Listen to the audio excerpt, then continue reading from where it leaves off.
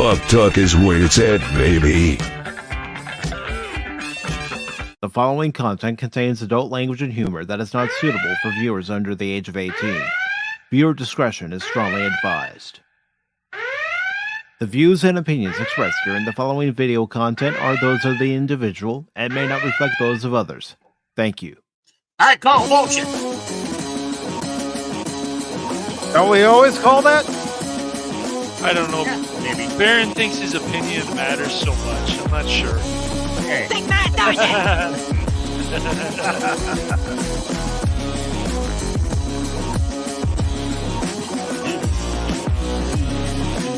Baron Orman Tagge, Baron Orman Tagge, Baron Orman Tagge. Yeah. Ahoy! Oh, the Phantom Bullets. The hooligans, man. Cash money over the same. Hooligans.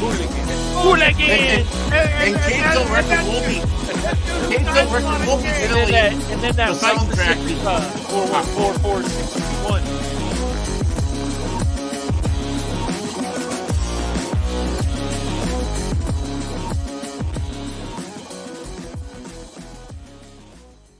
Good evening and welcome one and all to this edition of PACIFIC414 Pop Talk here on the YouTube and Rumble channel. I am your host Mike along with Baron Orman Tagge and Cash Money 007.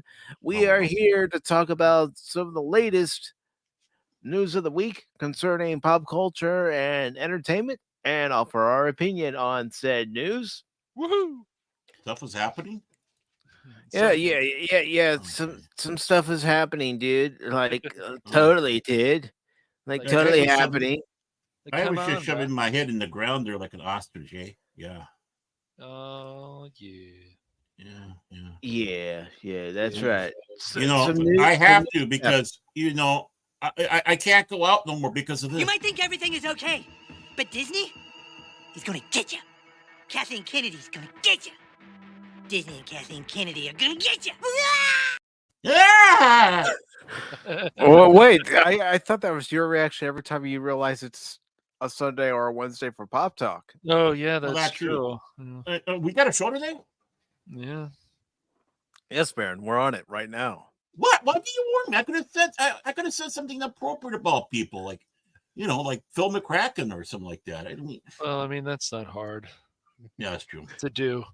No, it's not hard to do at all. Of course, we do have our latest episode of Beverly Hills 414.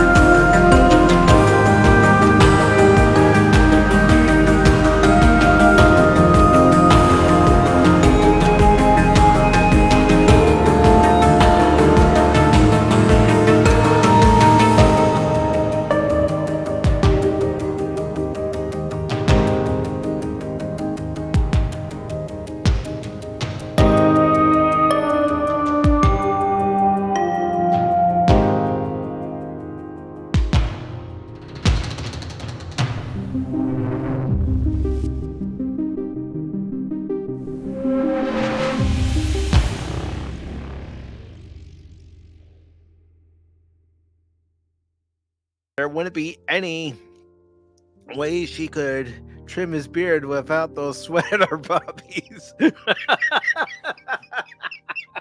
Oh my god. Those I sweater, like sweater puppies. rubbing against them. Yeah, you're not the only one. Mm-hmm. Oui. Okay, we got to change the music. I mean, it's Okay. getting a little hot. It's getting a little hot in here. Boom chicka pow pow. I mean, this isn't much better, but Wow, yeah. I guess something happened to her after she rubbed up against him. I mean, Oh that's, no. Yeah. I don't know. no. Sure. Say rubbing. Yeah. Uh-huh. I gotta turn the music down real quick. Yeah. I feel There like we I'm go. on Zelda There we go. right now. Getting ready for the great coin toss to determine whether or not Crypto could afford his soda, or would have to go checking someone else's couch for change. He asked Jake. It's rude. Yeah. So, what do you want this time, Jake? You can't tell me it's just a coincidence you're hanging around the gas station like this. If you're looking for a cougar sugar mama, I don't want to know. Wow, this is Wow, I don't know. That got crazy. Yeah. Uh-huh. Nothing wrong with a cougar. I think both of us are too old to qualify as being a cub for some silver-haired wild woman. But you're right. I've got a bit of business deal going on. I want to get you in on.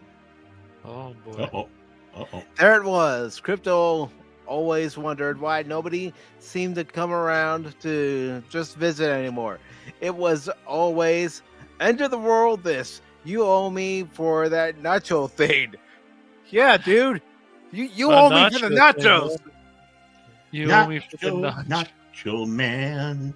Plus, with this deal, you wouldn't even have to put up any of your own money. Not like last time. That caught Crypto's interest and was music to his own cheapskate art. He is too. And crypto needs to stop being so cheap, man. Yeah. Yeah. Before you go on, flip them coins and let's see if I'm richer or poorer. Then you can tell me all about it. Jake grinned and flipped the coins into the air to see how they fell. It's rigged! It's rigged! Mike arrived at the station and was careful to park his car in the public space and not one where he could get towed from again.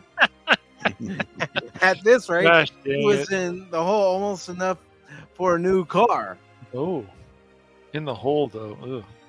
Ugh. It's in the hole. It's in Walking the the hole. young child in through the door and up to the counter, he smiled, seeing the actual target of his attention standing nearby.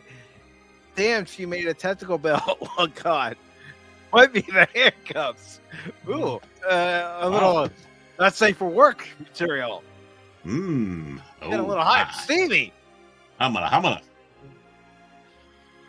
He stood there waiting his turn, but didn't mind as he had some eye candy to enjoy till she stepped over. Yes, how may I help? How may I be of service? Mike had to bite back his first thought on that one. Wow, dude. He's Oh, boy. he's thirsty, man. Steve, you're really outdoing yourself on this one. He thought about this. He put this in pretty early too, so you know he was working on it for a while. Oh, yes. See, I found this young girl hiding in the back of my car and was hoping that you find officers could help her find her parents. Put on the winning smile, my boy. You can't even be more like, yeah, this is my smile. This is awkward. Shit, I'm in trouble. You are. Oh dear. Let's see about what girl? The officer asked, and at the same moment, Mike noticed that Ragmuffin was nowhere to be seen. When did she sneak off? Oh boy! See, told you. There goes the ragamuffin. Hi. She was. I swear she was right here. Mike began as he started looking around.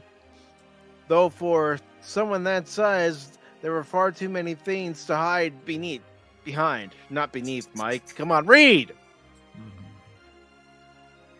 Deaf to that pat twee e. Really? All right, you know what? You can have her. Keep her. The high-pitched voice rang out as Mike looked up and saw the girl shouting her battle cry and pushing over a chair before running off somewhere. What? She's got a chair? Is it a steel chair? Fine. What is this River City Girls? I don't know. I really don't know. Well, Baron risks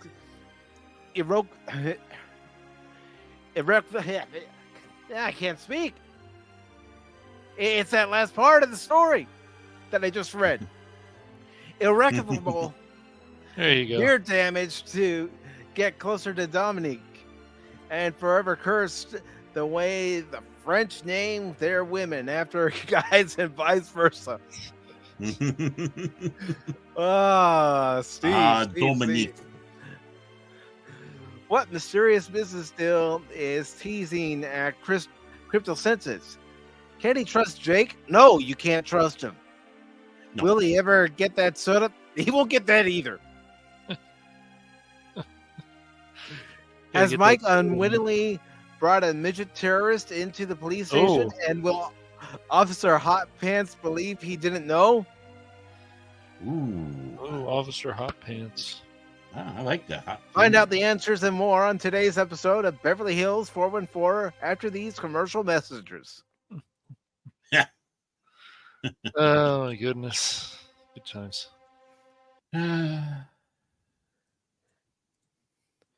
What can we say? Steve.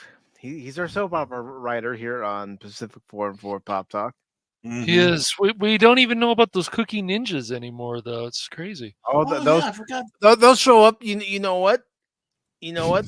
That girl that's up on the ceiling. Yeah, she's probably the leader of the Girl Scout Cookie Ninjas. Yeah, she just might be. And- I get it now. Yeah. Speaking of those cookie ninjas or the Girl Scout cookie troop or whatever, don't I do suggest not looking into who sponsors them. God. Anyways, some of those organizations, yeah, not good. That's okay. I found some mint cookies that are cheaper and they're not Girl Scout cookies. So But Mhm. it's all right. I just don't know why the Girl Scouts need to be tied to anything political, but whatever. that's the way of the Yep. world now, Cash. Unfortunately. Yep. And I All found these- out about this a few years ago. I know. All these had great the mint cookies and the like the chocolate, peanut butter chocolate ones. Yeah. Mhm. Oh, they got those. So check out your Aldi's. They might have them. Well, I got to drive an hour and a half to get to one, but I'll check it out the next That's time I'm worth up it. that way. It's worth it. You make it sound like you're out in the middle of friggin' nowhere, man. I'll tell you where I am after the stream. Hello, anyone? Is there anybody out there? But Hello? For today, we have a few stories that we are going to talk about here on YouTube. And then for those of you on Rumble, we will continue with some other articles. But the main ones that we're going to talk about here on the YouTube and Rumble side during this first 2 hours is one from Superhero Hype that says Mark Hamill is done voicing the Joker. Without Batman, crime has no punchline. Hmm. And then the other story we will be talking about while we're on both platforms is Amazon taps the Marvels and WandaVision screenwriter to help pen Phoebe Waller-Bridge's live-action Tomb Raider series. It's dead, Jim. It's dead. Yeah, you got a wonderful track record so far, huh, folks? And the other story we're going to talk about on both platforms is from Geek Tyrant, and it says Kelsey Grammer talks Frasier, possible return to Cheers. and wanting to work with Ted Danson again. And then the other stories we will talk about, and you can follow us over to Rumble if we haven't talked about them on the YouTube side, will be One Piece creator shares troubling fact about his health. That's from comicbook.com. We will also talk about an article from Variety, and it talks about Disney's town hall by Bob Iger has no updates, tells rank and file. I knew that there would be a myriad of challenges that I would face. Shit, yeah, right. You're full of crap, Iger. Yeah, he knows what they are. He was the one that caused them. Yep. And then the other story that we will talk about, and it will probably be on the Rumble side by that time, will be Jonathan Major's trial on assault charges begins with focus on sealed evidence. Will people leave that poor former Prime Minister of England alone? What did John... I mean, sure, he took over after Margaret Thatcher, but do you have to keep on... I mean, honestly, folks. So let's go ahead and get into our first story after I say hello to two gentlemen real quick. First, he's our crazy Norwegian friend, Andre from Wish, as Baron likes to call him. Jason Fox from 540 Studio. Well, he calls me, Tom. Yeah, the Wish version of Tom. Yeah. And we also have Jet Sparks, who says Phoebe Waller-Bridge is narrative poison. She's narrative poison. She's just poison. Yeah. Do you think Tom knows that Andre calls me the Wish version of him? Just curious. I don't know. I don't know. And we have Dempsey, who says just when you least expect it, boom, Dempsey is here. Yay! Give us some of that drunk poetry. Well, who knows? Who knows what everybody's going to have to say after I read our first story here. And there's the story. Let me copy and paste the link to both platforms. Yeah, you're going to want to read along because you've already heard Mike's ability to read today. So. Oh, yeah. Yeah, even I make fun of that. You know that, Baron. I know. Oh, it doesn't mean I can't take a shot. I mean, I go for the easy stuff. I see how it is. Oh, Mike's having a tough time reading that article. Good. Let your downfall continue, Mike. I will take over your empire and be declared the new emperor. Is that pretty much how it goes, Baron? No. Arr, I'm the captain now, mighties. I'm in charge. The flag has been risen. Get that flag down. Okay. Fine. Be that way. I know. I'm no fun. I'm no fun at all. You're no fun. No. All right. So we've got this article from Superhero Hype. It was posted on the 27th. It says Mark Hamill is done voicing the Joker without Batman. Crime has no punchline. Mark Hamill is reaffirming that he'll no longer voice the Joker following the passing of Kevin Conroy. Speaking at the Fan Expo San Francisco, excuse me. I think we're going to take over sooner than later. I like that. Makes the job easier. Pirate flag? What? Oh. What? Pirate flag, right? Don't make any funeral arrangements yet. Oh, here I thought you got the poison fig up behind, just like in Raiders of the Lost Ark. No. What, did the monkey eat it again? Damn that monkey. Yeah. Are you just... Did you just want that flag raised, Baron? Is that what's going on? Hold on. Yes. Yeah. Well, we got it. Duh, Cash. Duh, Cash. Really? No, you didn't want that, Baron. Well, where? Look at that! It's raised. How'd that happen? That's crazy. I don't know. I got two pirates on my crew. Put him in the dinghy, Baron. Put him in the dinghy. The I'll dinghy awaits I'll you. put you two in the dinghy. As a matter of fact, I'll just throw you two on it. Yeah. Right over the Sarlacc pit. That's what he's going to do. So it says Mark Hamill is reaffirming that he'll no longer voice the Joker following the passing of Kevin Conroy. Speaking at Fan Expo San Francisco, Hamill confirmed that he no longer plans to continue voicing DC's Clown Prince of Crime after Conroy passed in November of 2022. Yes, it's been a year since he passed. Wow.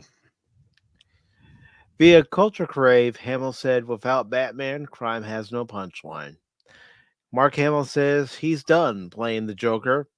He won't voice the role unless it's opposite Kevin Conroy's Batman. Yeah. Hamill has spoken about stepping away from the Joker before. Oh, yeah. Hamill has said he's done voicing the character before.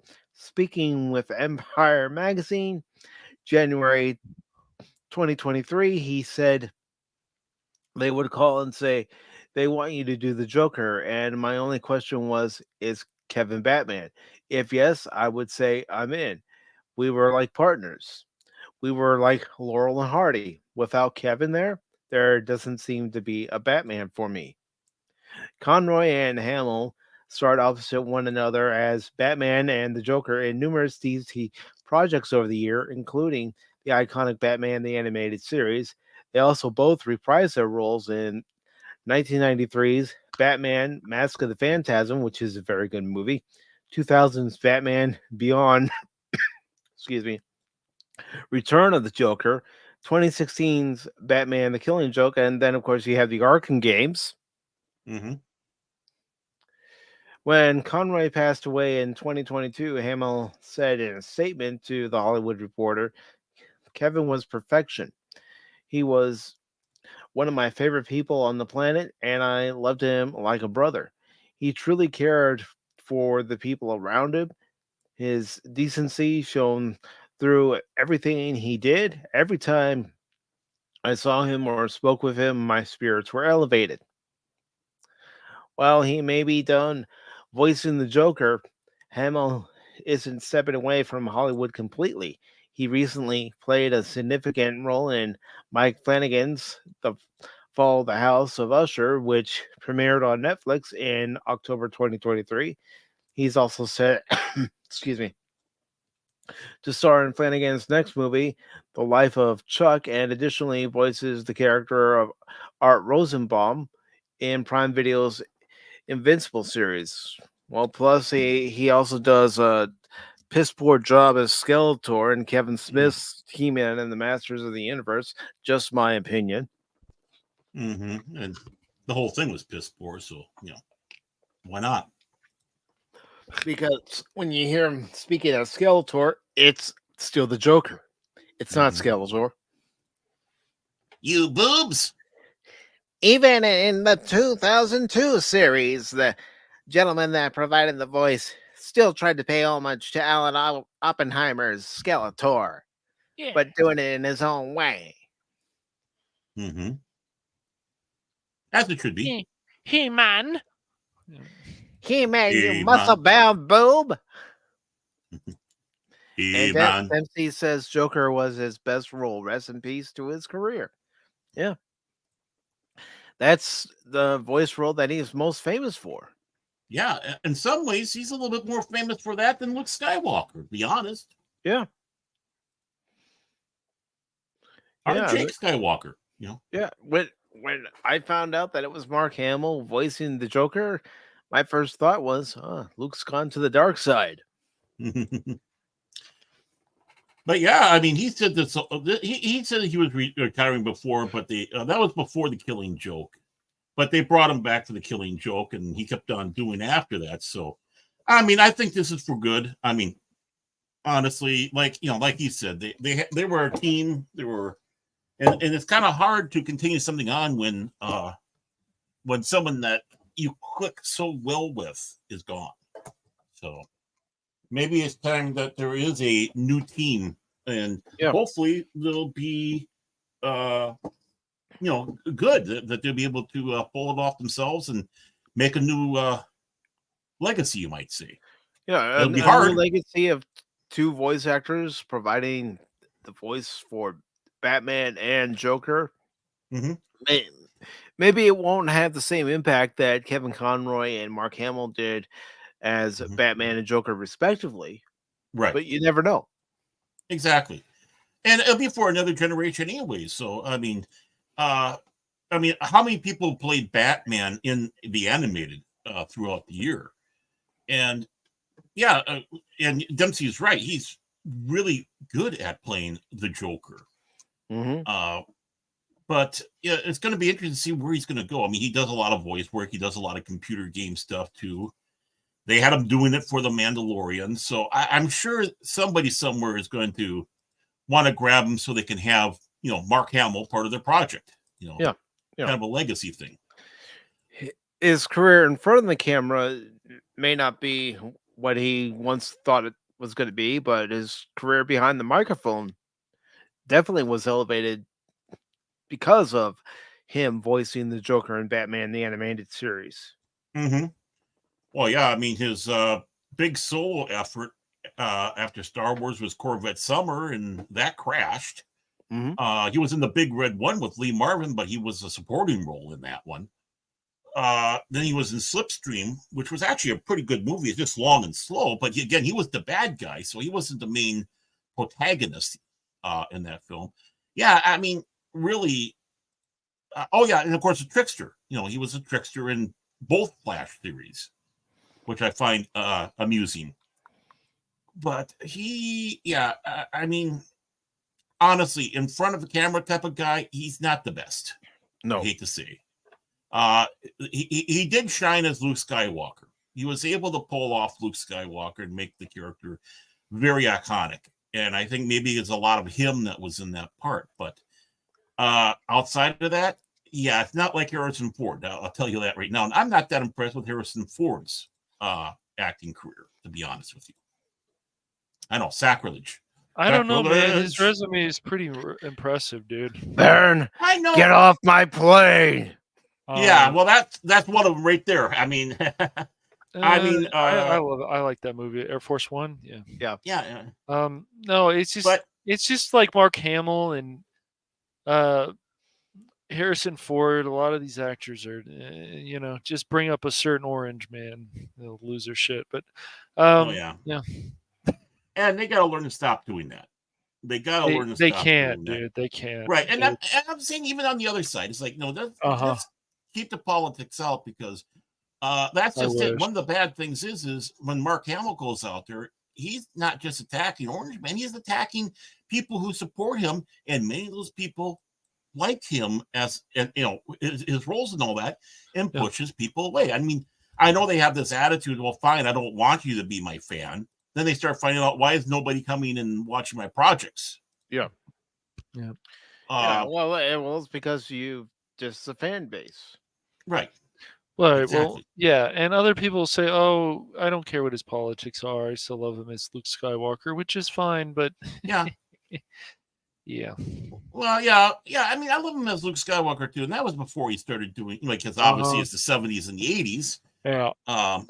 And all that before it was fashionable to go out there and be a royal twit out there. And again, I'm saying that on both sides. People were going to go out there. Say it. Twat waffle. Yeah, twat waffle. Twit's not bad. I like twit. I like twat waffle. I like twat waffle too. I mean, I thank you for introducing me to that one. I am going to be using that much more. I have used it. But even if someone's going out there and they have BDS or BTS, I don't want to hear it either. I don't want to hear it either. I mean, I know, that's true. But the thing is you really don't hear about BTS. Of course not, man. Yeah, of course not. But even then, if it was rampant out there, I mean, if every comedy show you went to, or most of the entertainment you go to, all it is just dumping like that. Yeah. Like they did with Orange Man Bad. It gets tiring. It's boring. It's like, why do I want to, why do I want to go there? Why do I want to be insulted? because it's not even poking fun. There's a difference between poking fun. Difference between Don Rickles out there calling you a hockey puck. Yeah. Compared to what these people are. And theirs is mean-spirited, where you have people understand that Don Rickles wasn't that way. He wasn't mean-spirited. Everybody was in on the joke. And, he made it known that, this is, just having fun. And being insulted by Rickles was kind of an honor. Yeah. Yes, it was. Mm-hmm. So, but people don't understand how to go about that because, I don't know, It's all about my knows. feelings, unfortunately. Yeah. My feelings. Well, yeah. And, I'm not going to piss and moan too much. I mean, I'm just explaining. I'm not pissing and moaning, but I'm not going to go out there and piss and moan about it. It's like, okay, fine. I'll go to their channel. Yeah. Gets old. Or watch something else. I mean, I got Pluto. I can watch all the old stuff. Yeah, exactly. Yeah. The good stuff. And I do want to say hello to Hunty, who says first thing I hear coming in is twat waffle. One of my favorite insults in player versus player. Yep. That's funny. Oh, that's where it comes from. Okay. I didn't know where that came from. About right. I like it. I like it. How are you doing today, Hunty? Hope your day is going well. Hello. Yeah. Yeah, well, I think Dempsey is right. I think it was Dempsey that said that could buy you buy to the career. I mean, I'm sure he's still going to have a career, but that was his, that was his bread and butter. Right. Yeah, it was. And I understand people calling him a pinhead. Well, when you say certain things, just like George Takei and some of these, a lot of these other people, you go, yeah, you are. LeVar Burton. Let's not forget LeVar Burton. Oh God. I am so through with that son Burton. of a bitch. I'm sorry. I am so through with it. When he's he's talking about going out there and throwing hands on women, and before that too, he was promoting censorship. Then has the gall. To go out there and whine about quote unquote the non-existent banned books. Mm-hmm. Yep. He's another twat waffle. Oh, he's more than a twat waffle. But I can't say certain things on YouTube. Yeah, he's a nincompoop. Yeah. Oh, that's being far too nice. You're insulting nincompoops by calling him a nincompoop. Oh, LeVar Burton, how you have fallen. All right, he's a Dinkleberry. I'm your Dinkleberry. Dinkleberry. Yeah. Peter Dinkleberry. Yeah. Dink, dink, dink, dink, dink, dink, dink, dink. Yeah, what did you say, Dinkle? Did you? You just dink, dink, dink, dink, dink, dink, dink. It's like I like your acting, but can you act more like a human being in real life? Is that possible? They being Hollywood stars don't know how to act like a real human being because they're always having somebody kissing their ass. True. Right. They don't know. You don't have true handlers like you used to have in the day. Now you have enablers. Yeah. Mm-hmm. I'm still trying to figure out if even like a autograph should be, I mean, maybe to some people that should be like $300. I mean, I'm sure it's that's I will never go and do that. I mean, I'm sorry. It's not worth it. If to have the honor to have either a picture or an autograph. And one of the reasons that turns me off of going to conventions anymore is that. Yeah. I mean, honestly. Not only that, Baron, but now when you go to a convention, instead of how it was, 25 years ago, per se, when you pay for your ticket to go to the convention and then the autograph was part of what you paid for in your ticket. Now you have to pay for a ticket. Then you have to decide, okay, of the guests that are here at the convention, who do I want to spend money on to get their autograph or picture or both in some cases. And if they're just going to sign something, but they're not going to talk to you for a little bit and you're paying good money, I'm sorry, but that's just, they don't have to do anything or personalize stuff, or I get that, but at least talk to the fans for a few minutes. Freaking hell. If somebody's paying $100 even for an autograph, like William Shatner's autograph is usually $100. I'm like, do we get to talk to him for 5 minutes? I mean, geez, man. I'm not sure he's the one I'm not sure he's the one who puts that price down. I think it's his agent or somebody else who's working at those conventions. But $100 for William Shatner's autograph. I mean, to certain people, sure, that would be worth it. To me, I'm not sure. Here's where I would say, yeah, I'll give you the $100 for an autograph if it's going as a donation toward your horse farm or Right. to help wild horses. Ooh, Then I would give the $100 because it's going to a charitable donation. Right. But just to give $100, no. Well, the only time I ever did pay for an autograph, and I didn't realize you had to pay for it at the time. I was at Mad Media or MadCon, I can't remember, back in '98, and it was Stephen First, and it was like $5 he was asking for an autograph, but that was going to the Diabetes Foundation. He said, this is all for the diabetes. It's like, oh, okay, no problem. At first to go up there, he goes, it cost us like, oh, we have to pay for it. And then they went in the full spiel. I said, hey, great. Sounds wonderful. I just was asking questions. That's all. Don't get me wrong. I don't have my nose out of joint. I'm just curious. It's just you're already paying for the convention. And then even when you go back to 2006, 2007, around the time of the Clone Wars was just starting around there, or at least a few seasons in. Yeah, you're like, at the time, this is when even Carrie Fisher was still alive. Her autograph is what, $25? And you think to yourself, oh, well, I'd be a cheap ass if I don't buy this. But it's also like, I just paid for the convention. So instead, I can just use that money to buy merchandise. It's like, why would I want to pay that? And it's like, oh, it's not that much money. Maybe it isn't to you, but it's just like when you hear people, friends of yours, whatever, they go into the Anaheim Star Wars convention, $300 for Ewan McGregor's autograph. Now, if that's $300.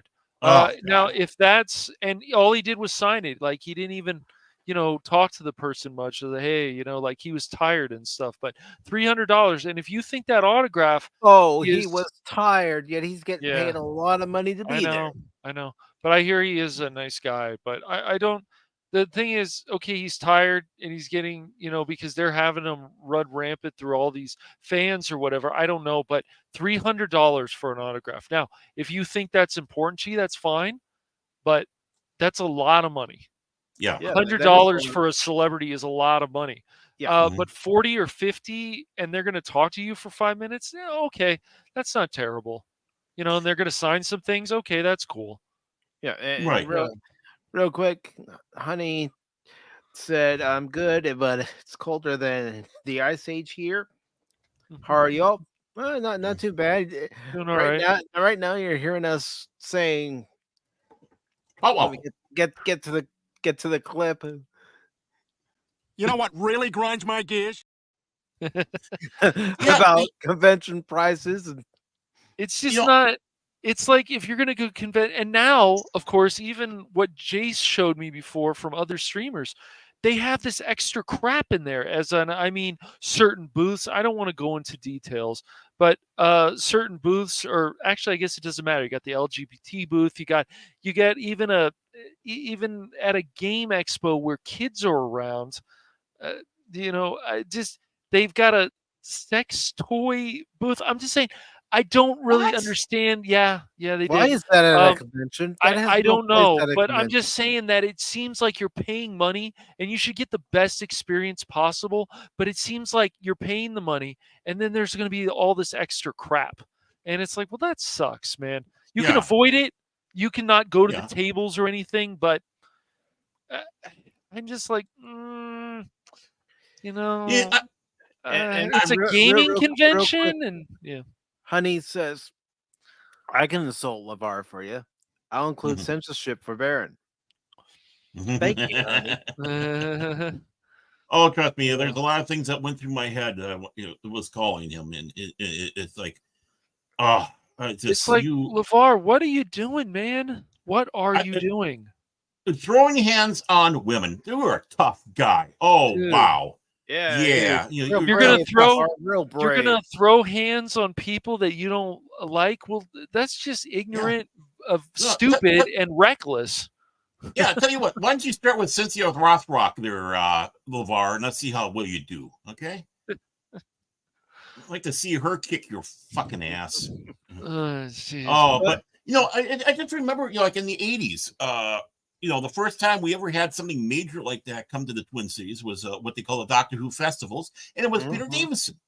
And I mean, you had to wait for quite some time. It depends on where you were with your ticket, because they had like, the sooner you got your tickets, the sooner you got to get into the autograph. But it was free, and going through and pleasant talking. Have a few words with them as you're going through, and we're talking about a lot of people. And then you had what they called at the time the largest one-day Doctor Who festival. That was when Colin Baker and Patrick Troughton, the two Doctors tour, came through. And they had to take 4 breaks because of how many people were coming through on the line. Everything was free, very pleasant. Patrick Troughton was such a gentleman. So was Colin Baker. Right. And of course, about 6 months later, unfortunately, Patrick passed away. So I was like, oh, wow, this really makes it even more special. Mm-hmm. Oh, where's that? Where is that? Even when I'm at Jonathan Frakes or when I had a nice, pleasant conversation with Mr. Worf, Michael Dorn. Mm-hmm. Again, FREE. And the big thing is, I know they want to use the excuse, oh, we're doing this because so many people, sell this on eBay. You know what? Most of us don't. This is something special for us. Yeah. It's just, hey, we were here, we had a chance to talk to you. All that. I mean, Harlan Ellison, he would sign stuff, but he'd personalize if you bought his book, which is no problem. I'll be more than happy to buy one of your books. There we go. I mean, one of my fondest memories from a '96 convention, and Renee Auberjonois was there, but so was Majel Barrett. And when I went and got Majel Barrett's autograph, she actually talked with me for a little while. She even personalized the autograph. Right. Yeah. And for a while there, they were telling stars not to personalize because of the stocking. And that's just it. If you have personalized autographs, those don't sell on eBay because they're personalized. Right. They should be, if it's personalized, don't charge. If it's unpersonalized, you can go out there and sell those, and no problem. It's like, Yeah. No, I'd love to go to a convention again, but my head would explode. Yeah, they're not what they used to be. No, they're not. I mean, going to a Star Trek convention where you could just talk to random people while you're in line and have a good time. And I remember those days. Oh, yeah. nobody brought up politics. We all brought up, oh, what did you think of that episode? Oh yeah. Oh, what about when this happened? It was a family meeting, family get together, family gathering is what it was. I mean, I remember how amazing E3 was, and I brought this up before, booth babes and all kinds of stuff, Booth and they babes? were happy. Yeah, booth babes. Yeah. Ooh, They that was before everything had to change, but that was like 2000, 2001. And we had a website at that time. We did reviews, so we got to go in as media, and it was so cool to talk to a lot of these companies, but all that had to change. And of course, E3 is dead now, but it used to be really cool. But once this stuff goes corporate, I would say, then it's not more for the fans. It's more for other bullshit. It's not good. It's just not good. Well, and real quick, I do want to read what Honey said here. Okay. She's saying it's just so weird that these people think it's okay to throw hands just for not having the same beliefs. We went back as a species. We definitely have gone backward as a species instead of moving forward like we were at one point. Yeah. Excuse me, Mr. LeVar, the future is we're trying to show this perfect future where nobody fights and do that. Yeah, what you're going to do? You're going to sit back and say that. You're bullshit, man. You're bullshit. And especially, again, like I said, throwing hands on women. Because we specifically talking about the mothers that were against all these books going into the high school.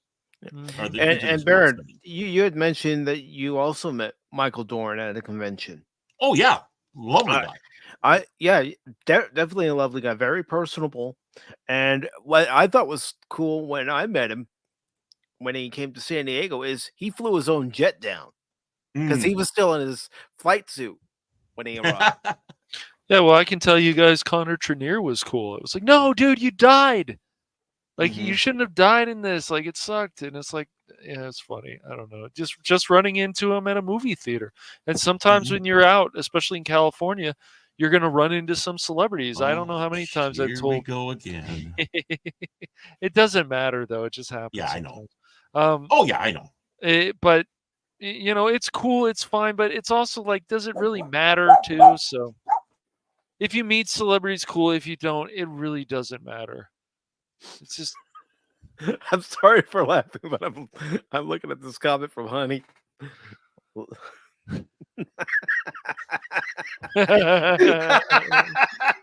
He just might. He just might. Oh, he has to. Yep. He has to. Yeah, Like I said, let's hit Cynthia Rothrock out there. It's look, and I'll just say it again. I'm just happy he didn't become the host of Jeopardy. no, me too. Me too. And Yeah, how he pissed them one about that and tried to make it about race. Of course they did. Of course they did. If he Who was a is different person, I would be fine. Because Ken Jennings is more on his side, is and more on the left, but you don't hear him acting like a jackass like this. Really, I mean, No, he because said a few there's things, but not much. small minority who know to keep their politics to themselves. Yeah. I mean, he did say something on Tord about Baron. It's like, no, leave the kids alone. Yeah. And I got on that case on that one because it's again, leave the kids alone. Just leave them alone. Yeah. I don't care if the president is Democrat or Republican. If they have kids, the kids, you don't touch them. Yeah. Whether it was Chelsea when she was a kid, whether it was Amy Carter when she was a kid in the White House, the big joke was about, and it was a joke. It wasn't being mean, but having the treehouse. Yeah. I mean, it just kind of the gentle things there where but don't go after. I want to though run into George Takei sometimes. Say, hey, guess what? You're gonna love this one. Are you jealous still of Shatner's career? And then just walk away. Oh, he is. I know he is. It's quite obvious. I mean, other than that, what I think he wrote a book, Buck Alice or something like that was called, or whatever. But I mean, other than that, I know he tried running for city council or something within California back in either the 70s or maybe the early 80s, and promptly lost. So I mean, yeah, and I'm sure him not getting that Sulu series hurt. Everybody was wanting the Sulu series, including me. I thought it was great. I wanted it too. I wanted to hear him how many times he's going to say, "Oh my!" Oh, that's not what he's going to say. Star Trek: The Official Magazine back in the day, before even that was rebranded. But hearing rumors that there might be a Sulu series, I was all for it. Yeah, it's like, oh, the Excelsior, that era. Oh, this would be fantastic. I mean, it was great seeing him in the episode of Voyager. It's like, hey, yes, yeah. Yep. That's. I didn't know if you guys had heard about this. Yeah, I just heard about that earlier. Yeah, it is. Yeah, but Trudeau, he can do it 3 times and become Prime Minister of Canada. So. Oh yeah. You mean Canada's Fidel Castro? Yeah. Oh no, Castro Jr. Yep. You didn't hear anything, YouTube. Do. Well, which governor too did that? Did that too, and and he's won the election, even though look at this, look at this. Hypocrisy knows no bounds. I know, really I know. Yeah. But the thing is he wasn't blackface. He was wearing the red and the black of the colors of the team, like anybody else. Just, hey, let's take a picture of this way and pull it got up. It was all intended to just go after somebody and not go after a kid. Yep. Yeah, you don't ever go after a kid. Now, how brave you are!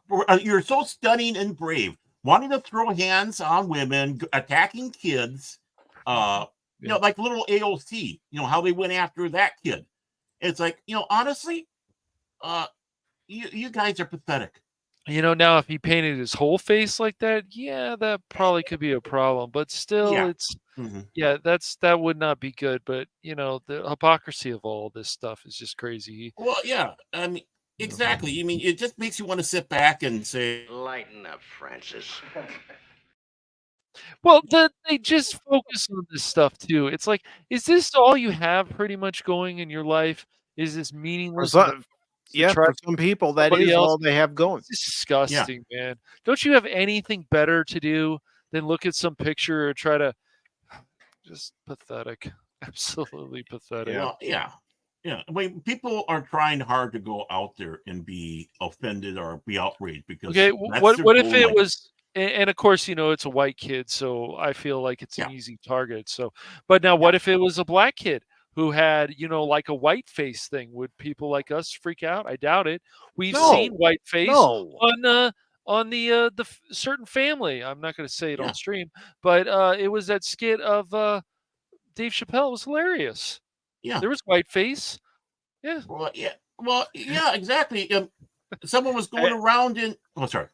And honey, I mean this Yeah, as a joke. exactly. How could you ignore a Raider fan? They're quite scary on their own. Yeah. Yeah, Mhm. there's been some that have been violent. Yeah, Oh, definitely. some that have been violent. Some. Well, I don't know I lately. I can So, remember my but if you're dad talking about the going Chargers to and a the Raiders Chargers again, Raiders game at then Qualcomm Stadium, and I said to him, I want to go. He's all, nope, you're not going. yeah, And he got back from the game, and I said, "How was it?" He said, "Oh, saw a few fights." I said, "Oh, yeah, so your typical Chargers Raiders fan base get into a fight, and Right. most fights were probably caused by the Raider fans." yeah. Probably.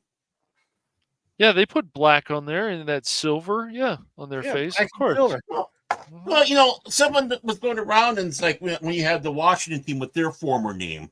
I mean, I'll call it what it is, but I won't see it on YouTube. But someone did up a shirt that said Yes. the pale faces are Caucasians. It's like trying to be offensive to back. It's like no, I get a shirt like that. I think it's funny. Mhm. I have a sense of humor. Me too. I am not offended. Just like the cultural appropriation. Oh no, a white person wore a dress that a Chinese person would wear? Yeah, What? Are you kidding me? How dare yeah, you? and I like that. The Chinese guy goes on there, goes, I, as the Chinese people, representing all Chinese people, saying, go ahead and wear it. We're honored. Yeah, Yep. I and like then that. it's the same thing with the Mexican community or the Hispanic community or whatever. Yeah, that they saw a guy with a sombrero and a fake mustache and they weren't offended. They says thank you. Like, does Well, this bother you? Yeah. Did you guys watch that? It was a TikTok. It was a while Mm. ago. I was like, yeah, here's the it's thing quite too. interesting. Even in the original series of Star Trek, Uhura says that in the 23rd century, we take a delight in other people's different cultures. Right. Oh no. There is no such thing as cultural appropriation. It's a bullshit word that was It made by is some bullshit, dude. Of course some it some is. pinheaded professor who had to come up with something while he was wanking off or snorting coke off of one of his students' keisters in the bathroom or whatever. I don't know. Uh-huh. But it's it's cultural appreciation. Someone finds something about a culture that's not theirs, and they really like it. It hits them to home. It's something that's being shared. It's something to start understanding. It's not being stereotyping, or it's not being insulting, or being, what would you say, commercialized. No, Mhm. you like it. My grandmother loved the Southwest, and particularly the Indians down there, or the Hispanics that were down there. She loved that culture. She My moved mom was down the there. same way. She, Yeah. she was the same way. She loved going to Arizona and New Mexico, and she loved not only the jewelry but also learning about the culture. Right. And yeah, my grandmother wore the jewelry. And she knew about the culture. You hang out, and she was part of her own little, I don't know, we want to call it a hen club or whatever, but they go together. She knew what was what down there. So, when it comes down there, it's like, yeah, listen to me. I know people where to go if you want the best stuff. That's not garbage. And yeah, and that's part of it. It's not cultural appropriation, it's cultural appreciation. Now, if you're going out there and mocking, that's not appropriation. That's just going out there and being a jackass. Yeah, which unfortunately a lot of people would rather be a jackass nowadays than actually take the time to learn about other cultures and appreciate other cultures. Exactly. But again, poking fun at in their culture, again, is not being insulting. No. If we're having fun. No, you know what? I miss the 80s and 90s when we did poke fun at each other, and it was just for laughs. Because in early 2000s, about to around to the time of 220. As soon as we would poke fun at each other, guess what? The next weekend, everybody's at the barbecue, hooting and hollering and having a good time. Well, you have a whole week to come up with a new one, Yeah. And hello to the Padawannabe who says hello all. Hello. No, I honestly do believe we were a lot better off with, racially inclusive, whatever you want to call it, back then than we are now. Yep. Oh yeah, we were. Definitely.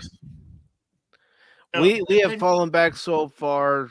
It's going to take a while, in my opinion, for us to pick ourselves back up and get back to where we were. If we ever can, right. Yeah. Well, we can. Pendulum swing and all that. And it takes people like Chappelle. And even, just remember how Eddie Murphy, should we have been offended when Eddie Murphy was doing his shtick? And, again, he went after everybody. Yeah. Should we have been offended? No. He was one of the biggest draws out there but that's impossible though, because we didn't have that back in the day. No, we didn't. No, blacks were not represented back then at all. No one did anything. Of course not. Yeah. No, of course not. Right. There wasn't that Huggy Bear character in Starsky and Hutch. No, Huggy Bear. Yeah, and I think he passed away a couple years ago. Yeah, I think he might have. Yeah. And Richard Roundtree, Richard Roundtree, of course. Yeah, I mean, it's like we love these guys. I mean, Richard Pryor, we loved him. Yes. Pryor and Wilder together was something. Yeah. Yeah. Yeah, and again, Red Fox. Yes. Sanford is son. I mean, it's a big one, Elizabeth. Yeah. It's a big one. I'm coming, Elizabeth. Oh my gosh! And the one season when you had Freddie Prinze, Chico and the Man, before unfortunately he committed suicide. I mean, that was a huge hit, and would have continued being a huge hit if it wasn't for the fact that sadly he killed himself. Mm-hmm. It's unfortunate. Yeah, it is. I mean, I remember when that happened. And it was like, what? Well, how could that be? I mean, he's got the show and all that. How can that be? I mean, as a young kid, because I was a young kid at the time, it was hard to wrap around. Yep. And Honey says that we fell back so far that even the Marinas Trench is like, how does it feel down there? Mm-hmm. Well, again, when I sat back and talked about how in North Korea they have the biggest films, but the only thing you don't have is comedy, because that means that you're making fun and the potential making fun of the government or the powers in charge. Yeah, that's what we're suffering from here. It's the same thing, except that these little insular bubbles of morons and twat waffles. Well, speaking of morons and twat waffles. It's a good segue into our next article here. Yeah, see how I did that? That's professional, man. That was professional. Was it? Yeah. Okay. I don't know. I think it was. Hello, Kathy. How you doing? Hello, Kathy. And hello to Phil McCracken. I can't believe Phil McCracken hasn't taken his wrong pills yet. You go, Mr. McCracken. You do what needs to be done. He dares show his face here after what he did. I know. What? He just did what he normally does when he plays. I know. Worms. I was kind of doing like Lando Calrissian. You have a lot of nerve coming. You got a lot of nerve to be here, boy. Yeah. I don't know, Baron. For a moment there, I thought you were channeling John Wayne. Yeah. I You tell got you a How what, you lot of- doing, Pilgrim? You got a lot of nerve. Show your face around here. I'm not gonna hit you. No, the hell I'm not. Yeah. So this article from Bounding into Comics, and guess what, Cash? I did take a sneak peek. The comment section is back. The comment section is is? back. Oh my gosh. I'll show you. I'll show That's you. We're amazing, skipping ahead. We're dude. skipping ahead. That's amazing. I guess I'll have to make an account. Or I do have an account. You went too far ahead. No, where did it? No, wait. Look, Ah, the comment section is back. it You're lives. 2,000. You're 2,000 hate mails a day. Convinced them. Yeah, good job. No, I didn't care enough about it, but I I was was just snitching. surprised. Yeah, I just thought they were going to take it away. Talk. Yeah, I just thought they were going to keep taking it away. So yeah, no, And or take it away forever. Yeah. hello to Whoopa Troopa. Whoopa, whoopa. See, he's one that doesn't allow any comedy in his kingdom because, again, he doesn't want to be made fun of. So, I mean, Yeah. he's a tyrant. Yeah, that's true. Whoopstowska. Yeah. That's a Whoopskosta, death. yes. That's a death sentence in that Whoopa. country. Yeah. You know that game I had that was kindly gifted to me, the border crossing game.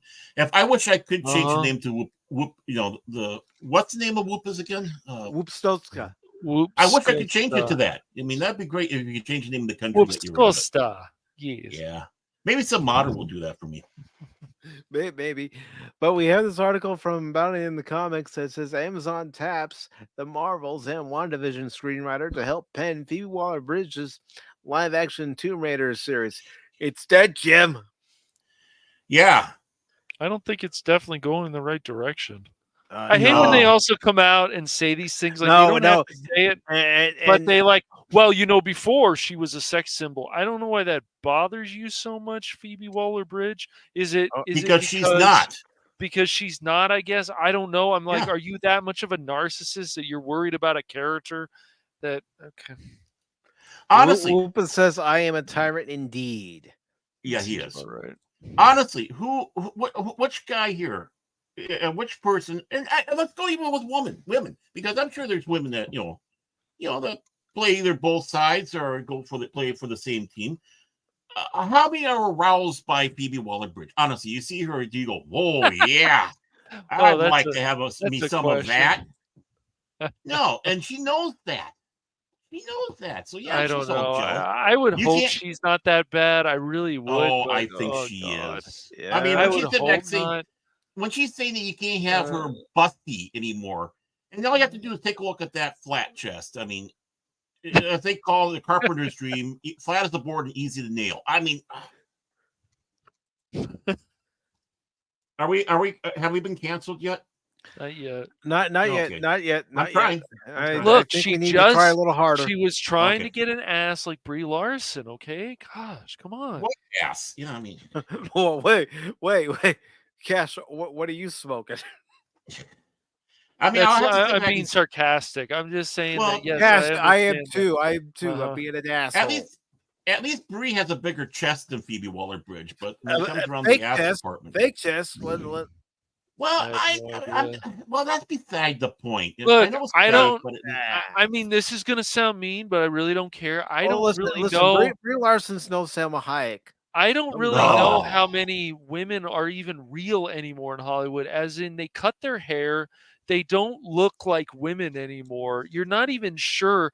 And it's just like, is that a boy with boobs? And people will go, that's offensive for you to say. Well, tell me it's not. Please. why is it offensive? It's offensive Why is to it them because they offensive? have to And be this- offended by it. It's Yeah, I mean, sexist. aren't we in an age where it doesn't matter that way? Like a boy with boobs? Oh yeah, that's not. That's what we're being told, right? Mm-hmm. Yeah. Yeah, I don't. Hunty is adding they're making Laura so That's flat right. that she can slip under the cracks of a door. Yep. And I agree with Lester. Make women great again. It's just like, look, when we used to look at Emma Watson, when as she was growing up, she's like 19, 20 at the time. She's fine. Then you look at her a year like before, was it probably 2022? She looks like bones. I'm like, what is she? Why are you starving yourself? It doesn't look good on you. And it's like, don't you guys have publicity people or agents that say you should eat, to help you out instead of looking like a stick or looking like some of those models before in the Victoria's Secret, looking like bones? Well, I have this one question. With these women talking the way they are, and this is a serious question. I'm not being a smart ass here. Yeah. But women who are chesty and busty, right? And we know them. We know some of them. Are you offended when they come and attack women that are busty? And that's what they're doing. They are attacking women who are busty. Yes, they are. They are. They have scorn for women that are busty. When they start shooting their mouths off like that. Now, let's sit back and say we have good-looking and desirable women that aren't busty. I mean, all you have to do is take a look at Natalie Portman, right? Yes, she's not busty, but boy, does she have. She has something about her that does it. It's not just boobs or butt. Personality, right? There's things that go along the way. Exactly. And sometimes you have a woman that has the busty, they have the personality and they're busty, and it's like, oh yeah, I mean, we like that too. Yep. I mean, it's not, and they want to try to say, well, we're not we're not fetishes for you. No, it's not fetishes, but there's types. It's always the same though. It's like you don't like this type of woman, you're racist or sexist or fat phobic or whatever fucking word they can come up with. It's just like, can you prove that? Or is it just something that you make up in your head because you want people to be as miserable as you are? I mean, what else can I say about it? Are you just that miserable every day? It's like, oh, I want to lose weight. I want to do this. Then fucking do it. But do it for yourself. Don't do it for someone else. Yeah. Well, the thing is, I have a type, right? I have a type. The funny thing is, I didn't marry my type. I like blondes. I love blondes, right? But my wife isn't a blonde. Obviously, there was something more than just that came about. There's nothing wrong with having that type. And it's like, I see a nice looking blonde, I'm going to take a look. I'm not dead yet. But I still come home and love my wife. Right? You're only dead inside sometimes, Baron. Yeah, no, not sometimes. All the time. Especially Wednesdays and Sundays. Oh, boy. Here we go. Let me turn like out my brunettes. tiny violin. Yep. Oh, yeah. I like brunettes too. Brunettes with blue and hazel eyes. That's my kryptonite. And by the way, don't also feel bad. I haven't really talked about this much on stream, but don't feel bad if you don't like a certain race because you just don't. It's just not your type. Don't feel that someone needs to call you names because it's a certain type of race you don't like, of a woman or whatever, you prefer. It doesn't matter. It's a type. No. It's just a type. Right. But people are going to turn it into racism and all this stuff. People get mad at black people, black men who marry white women. It's just ridiculous. Just ridiculous. Or the other way around. Yes, or the other way around, sure. Right. Yeah. I mean, when it comes around to that, I definitely have a type, and that's Asians. I mean, Asians, Hispanic, whites. Yeah. I mean, white women. I'm just not that big. I don't find, look, this may even sound terrible to say, but I just don't find a lot of black women attractive. I just don't. Uh-oh. Well, that's it. We just been banned. We're canceled. We're shadow banned. I'm gonna get an email tomorrow morning from YouTube saying, that cash. Due to your TOS violations, terms of service violations, community violations, your channel is now pulled. Good job, Cash. I know, right? But I'm saying, it doesn't matter. And if people don't like white women, it's like, it doesn't offend me. I don't. Right. It's just a certain type. I'm sorry. Not sorry. Right. But certain people find certain races attractive and other people don't. I know. But, you'll have to agree with me on this one here, Cash. Mm-hmm. There sometimes comes along a person that goes, not my type, but humana, you know, and that happens, Yeah. right? And because it's the person, Mhm. and Yeah, that's the important thing. Exactly. It's like, you know, you find something in someone who's not quote unquote your type, but it's the person that you go for, Yeah. and It's her it could be personality. right. It could be hair color. It could know be what? ethnicity. It doesn't matter. God. That's great. You know, Yeah, it doesn't I worked matter, man. Yeah. I worked with a girl who had an attitude, but once you got to know her, she was as friendly as she could be. And then you took her in the back. I'm so proud of you, Mike. Good job. Dude. Yeah, and that's when he became a man.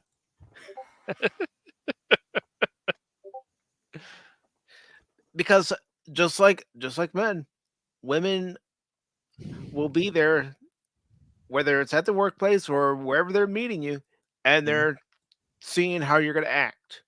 Right. Are you an asshole at work? Are you an asshole around certain people, or is that just your personality? Mm-hmm.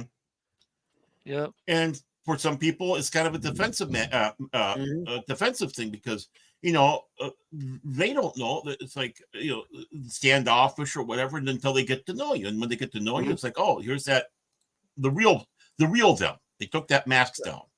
Yeah. And Kathy Skywalker is right. All boobs matter. Big ones, small ones, firm ones, saggy ones. I don't care. I want to see them. Yes.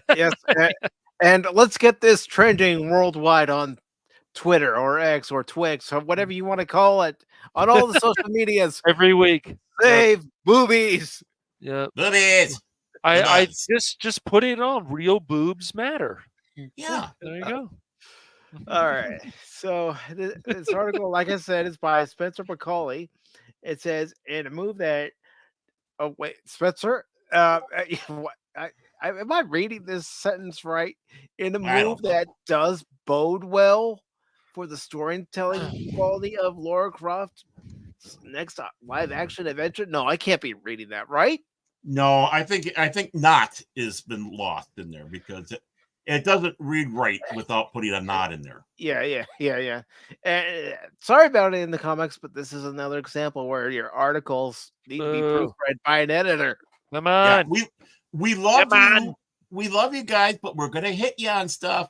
We're gonna pick on you, but what would Arnold think about this? Come on, you gotta do better. Come on, you gotta make sure when you write the article that you spelled the word right. I mean, take it from me. I can misspell any word. I can make a bad sentence out of anything. Come on.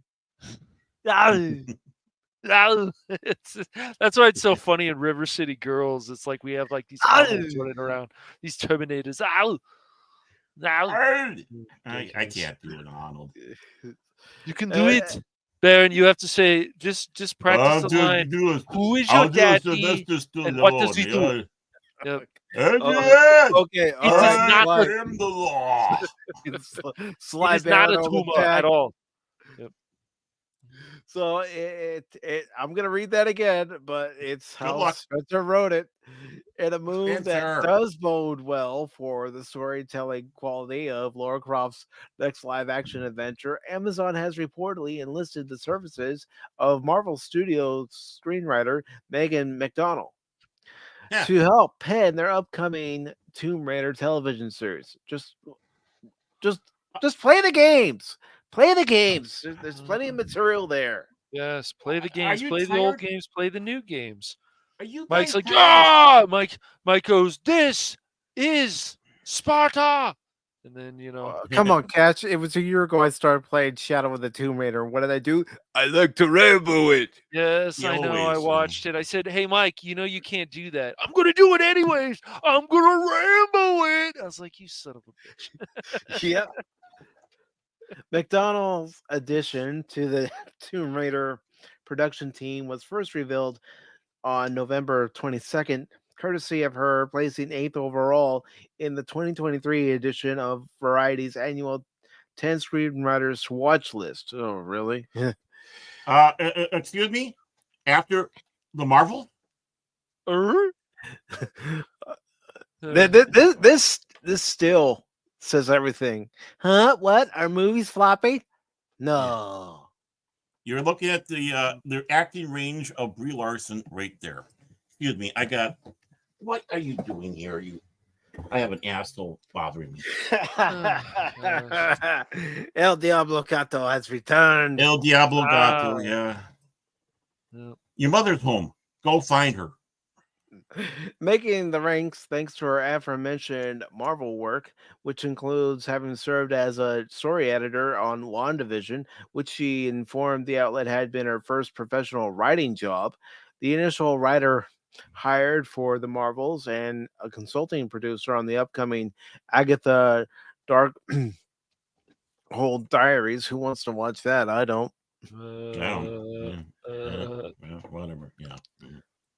And I'm saying that because WandaVision, after the first 3 episodes, was crap. Yeah.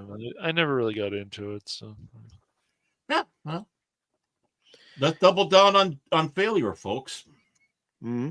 McDonald's entry on this list eventually concluded with a preview of her upcoming projects. Therein, the outlet revealed McDonald has been busy writing for the Apple TV Plus series Dark Matter, based on Blake Crouch's 2016 novel and Amazon's Tomb Raider. Though she did not provide any specific insight into her work on the video game adaptation, McDonald did provide Variety with a brief overview of her general approach to storytelling. Yeah, crap. Sorry. She says, I love to do something unusual with form. I aim to surprise. Okay, so in other words, she's saying, I'm going to subvert your expectations. How many times have we heard that before? Mm-hmm. She told the outlet, and I try to write things that I want to watch.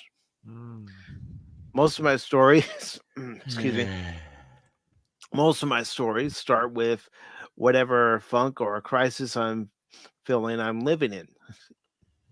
Oh, God help us all. Then I figure out how to explore that through speculative fiction. And this, in a nutshell, is what's wrong with Hollywood today. Right there in the writing. Is that right there, folks? Yep. Right there. It's there. all about me. I need to change it because the way I feel about this. Well, could you change it to something good? Did you actually play the games, at least? Did you play the old games, the new games? Or did you just see a calendar and Laura Croft was on? No! It's horrible. Oh, no, there's boobs. Did she see Laura Croft? Because I believe Idios did put out a calendar or something where they had Laura Croft in provocative positions, sexy positions, but also booth babes and girls who cosplay as Laura. Oh yeah, I mean you had the cheesecake calendar. You got a lot of girls that were and still are going out there, particularly busty girls who are proud of their busts. Mm-hmm. Oh no, how terrible! Well, they better get canceled. It's stupid.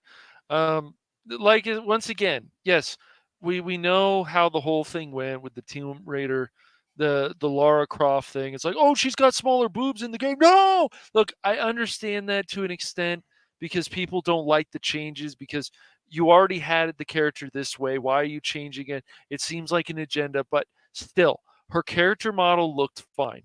And then I think it was also modeled after the person who plays Lara Croft in those games. I think her character model was. It looked fine. Yeah. So those are one of the things I get why people are upset about it but it doesn't also help with the media's got to fuel the fire and start calling these people perverts and all this stuff. Well, and see, that's just it. They're coming in there and they're insulting right away off the bat. We have to change this because they're going in and doing it for basically an assault. Of course, people are you're going to change it because you are offended that I like this, and you think I'm a sick pervert.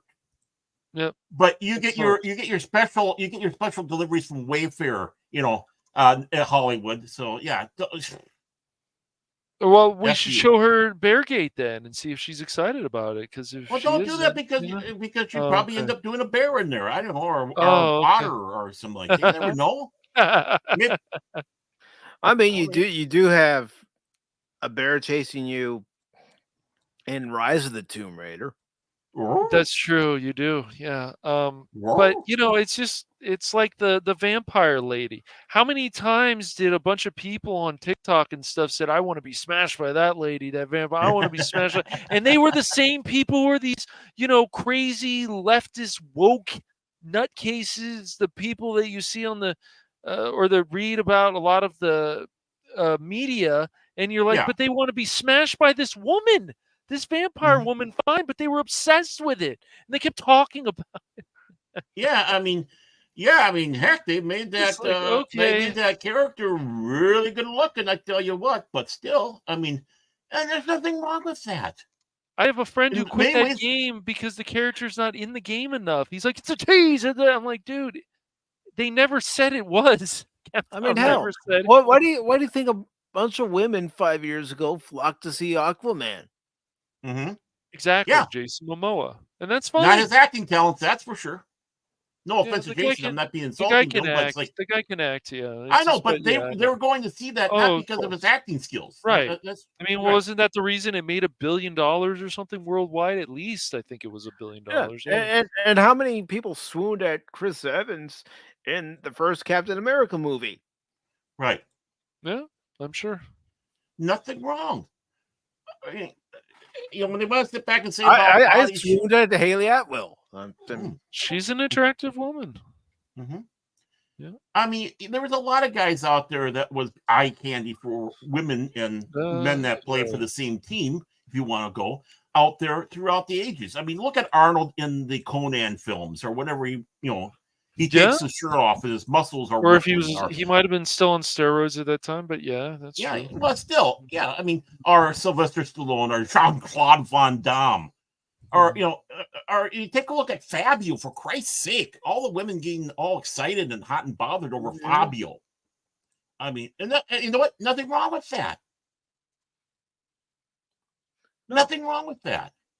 It's because we're human beings. That's what we Right. do. We see the opposite sex. Guess what? There's something about the opposite sex that we like. Right. It's in our DNA. Right. So this We like- article, go ahead, Bear. We like beauty, and Mhm. yes, sometimes that beauty is not skin deep. It goes beyond that. It's like, you're watching someone like Karen Allen, right? Karen Allen is cute. She's the girl next door. Mhm. Yeah, Right. I agree with that. She's not the raging beauty that you'd see on a runway somewhere, and we don't want her that because she's perfect the way she is. Mhm. And so it's the personality that comes out and makes these man or women, right? Men or women. Mhm. There's people going out there. It's like, why is that woman with that guy? Oh my God, she's gorgeous and he's a lump, but she loves his personality. And it can be said the other way too. It's like, why does that guy like that woman? He's he's a hunk and she's not. Well, he loves her. That that's us. That's us, and we love looking at beauty, whether it's skin deep or beyond that. Yes, and even a person's personality can be attractive. I mean, it doesn't even have to be that the person has to look like some model. So yeah, Right. it's I mean, crazy. heck, it could be the way they smile. It could be the way they laugh. There's something about that laugh that when you hear the person laugh, it's like, yeah, Mhm. yeah. I mean, I'll say it right here. Brie Larson would be very attractive, except for one thing: her personality just oozes out and destroys that. Yep.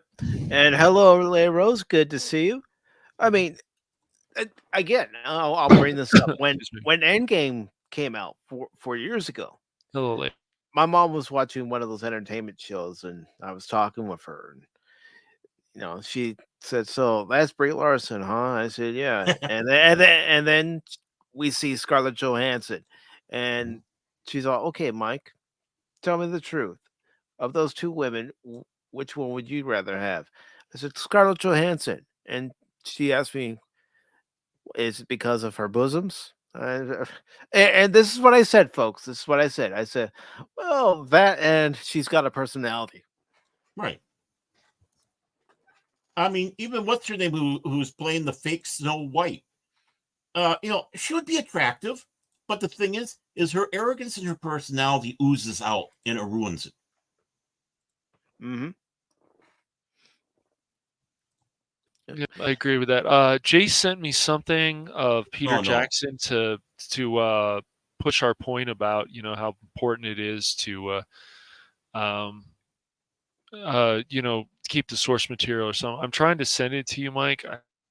I'll send you. Just put it in the private chat and. Well, I Yeah, can't. It's a download thing. It's not just a link. That's the problem. I know. Can you try to share it? I could try. Let me see. Well, while you're trying to figure that out, let's go with the story. Yeah, go ahead. Continue. As of writing, information regarding Amazon's live-action take on the popular video game series, including plot, casting, and release date details, remain scarce. In fact, outside of its existence and McDonald's attachment, the only other currently available piece of information writers, we had no interest whatsoever in putting our junk, our baggage into these movies. We just thought we should take what Tolkien cared about clearly. Make sure you pause it too. And we had no interest whatsoever. There we go. Sorry about that. That's all right. I didn't know that was going to start. I didn't know that was going to start right away. I really didn't. My apologies. That came right out of left field. It did. Like oh, hi Peter! I didn't know you were in the show. Yeah, right. Hey-o. Definitely a younger Peter Jackson too.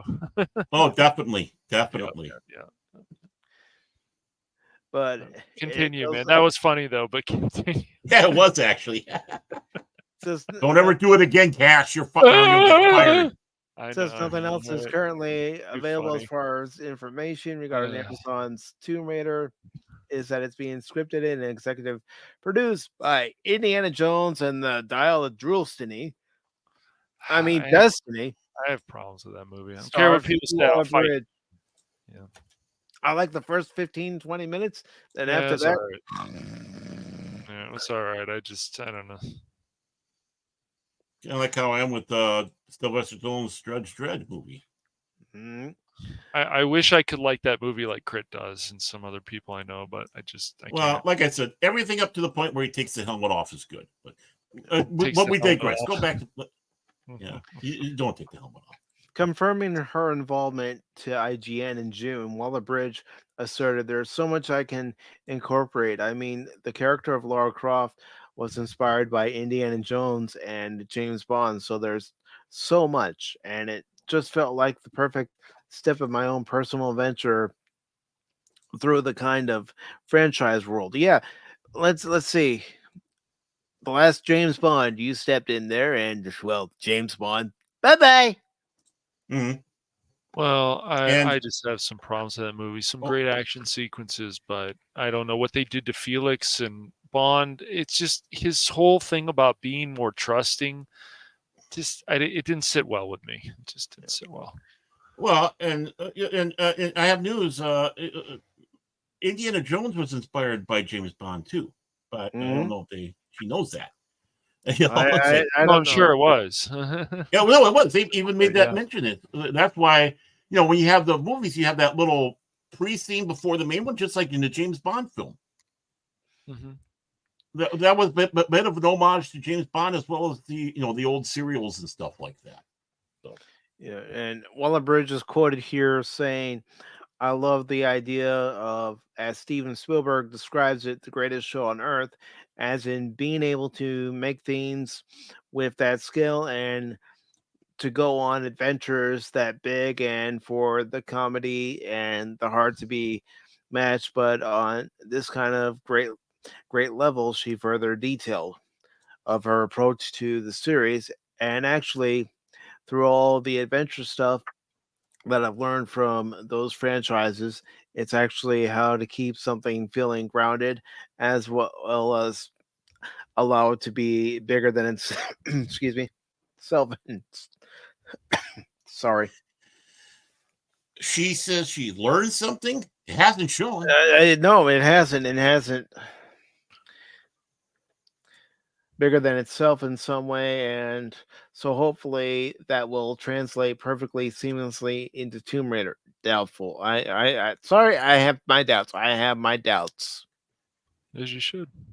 Well, And, the thing is, and this is a screenshot of the remaster of the original Tomb Raider, because there's a remaster collection coming out of the first 3 Tomb Raider games, and that comes out in February. And yeah, we joked about it. We called it Boob Raider. You know, I mean, we joked about it. It was a joke. Yeah. Yeah, of course it was a joke. However, as of writing, the television series remains the only entry yet to have been officially announced. Well, who's to say that it's even gonna make it?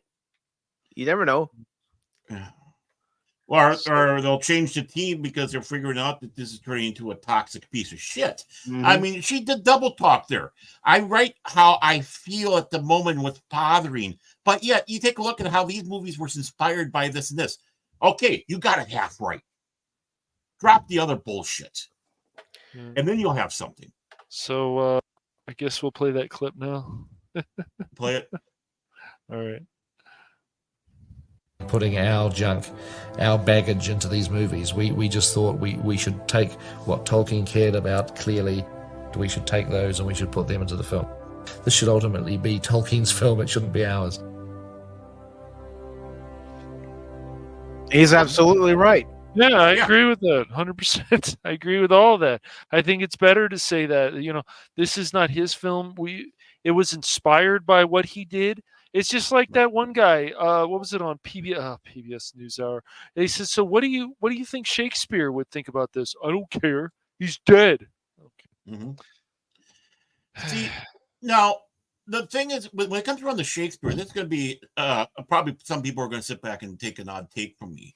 But when they do Shakespeare, like Ian McKellen would take Macbeth, I believe, no, King Lear, and make it more of a modern take of it. In other words, the settings and everything. It's still Shakespeare, but he's doing it like like a modern day, or like, Italy back in the day, Germany back in the day type of thing. I can understand that because that's the nature of Shakespeare. Shakespeare was kind of for the people. It's only it was not snobby stuff. It was for the people. So taking it and moving it to where you can identify it like that, but you still have it as Shakespeare. You can do that. And this is Camille Lunnington, who voiced Lara Croft in the most recent Tomb Raider games. Yeah, that's what I'm saying. You look at this is her here, and then this is Laura. Yeah, and you look can at the see face. where they, That's Laura. Yes. Yeah, that's her. This is the actress, and then you can see where they actually put Camille into the role. Oh, that's better there. That one wasn't so good, but this one's a little bit better where you can tell that. Yeah. Yeah, they definitely used her face. Where you look at Mary Jane, they changed the person. I don't know. It's very weird. You look at her face, you look at Camilla's. They match pretty well. I mean, you can see it there. Yeah. I mean, yeah. I mean, quit. They have something against beautiful women. Well, they do a double talk, but when it comes down to it, well, then again, take a look at Phoebe Waller-Bridge. She's really not that attractive, and a lot of that also has to do with her personality. I think it's her personality. I think she might be more attractive if she didn't have that kind of personality, but it's the way she comes off. I know she's married. I don't know if she has kids, but it's her attitude. It's like, that's ugly. Like, I don't like that. Yeah, you don't know. You don't know if you want to feel sorry for her husband or want to laugh at him. Yeah. But real quick, Admiral Teague is over on Rumble. He says, "Hey, kids." Hey, Teague. What's up, Teague? He says he's lost a lot of weight. This is just the female Indiana Jones scripts retasked. If you ask me, yeah, it is. Yeah. Only the opening of Temple of Doom is Bond inspired. Indy is based on Ronald Reagan serials. He also says, "Hey, everybody. please hit those like and follow buttons for our friends here at PACIFIC414. Thank you for that, brother. He also goes on to say Tomb Raider Reboot 1 was written by the Captain Marvel writer. She's never been asked back to write a sequel for any franchise she's been on. Yeah. And he also mentions Richard III. Yeah. Maybe it was Richard. I can't. Yeah. He also mentions cuter than new MJ by just a little. Mm-hmm. No, I mean, and then he goes on to say, nope, she's 5 on her best day, and she's fried egg looking, fried egg looking titties. Ew, that's Ew. that's okay. Wow. Okay, he went there, folks. He did. Yeah, But no. he did. Ding. But the thing is, it's just like you said, Cash. It's the personality, right? Mm-hmm. It'd be more intriguing if she didn't have that. It's the same way because of the way thing, like Rachel Ziegler. Yeah. No, Ziegler. Yeah, Ziegler. Yeah, whatever. Yeah, I want to make sure I'm saying that right. But even in the movie, it's like I can't stand her in this film, and I should like her character in this movie. But because of things that she says recently, I can't separate the two. I just can't. Yeah, So it's I'm gonna like, be I hard don't watching like. Dune.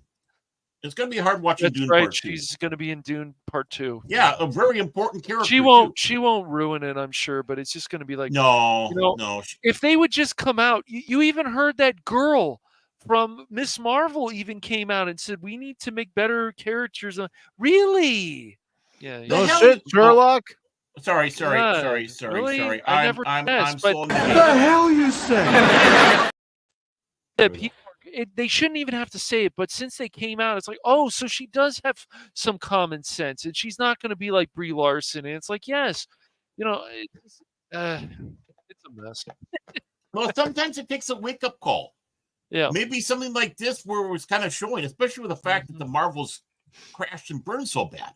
Yep. And this is what Admiral Teague says about Rachel Ziegler. He says she's cute, but she's an asshole. Right. Sounds about right, dude. No. Yeah. I mean, and that's just it. Just like, but I think she's less cute because of her personality. It's just my opinion. Right. Yeah. That's just it. And that's what I said earlier. I mean, that's exactly what I said earlier. She'd be cute or, whatever, but it's that attitude that she has. Mm-hmm. And when she and Gal Gadot were standing there on stage together, who were you more fascinated with, her or Wonder Woman? Wonder Woman. Gal Gadot. Yeah. Yes. Very personable up there. She was, Rachel Ziegler is being such a snot. Yeah.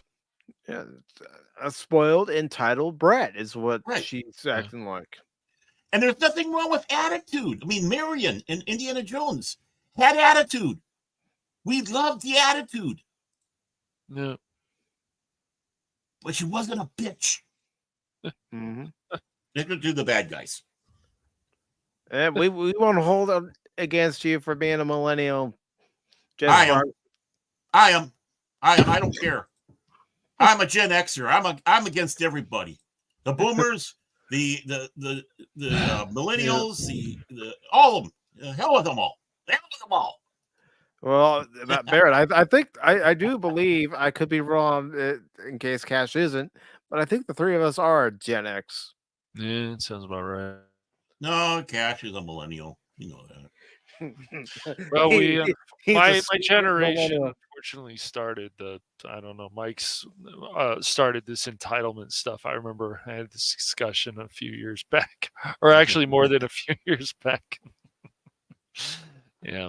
Well, I didn't do it, but other people in my generation did. It's like, ugh. Hey, Gen X was the last generation where the parents were more than happy to put their kids in danger and letting them go out on their own.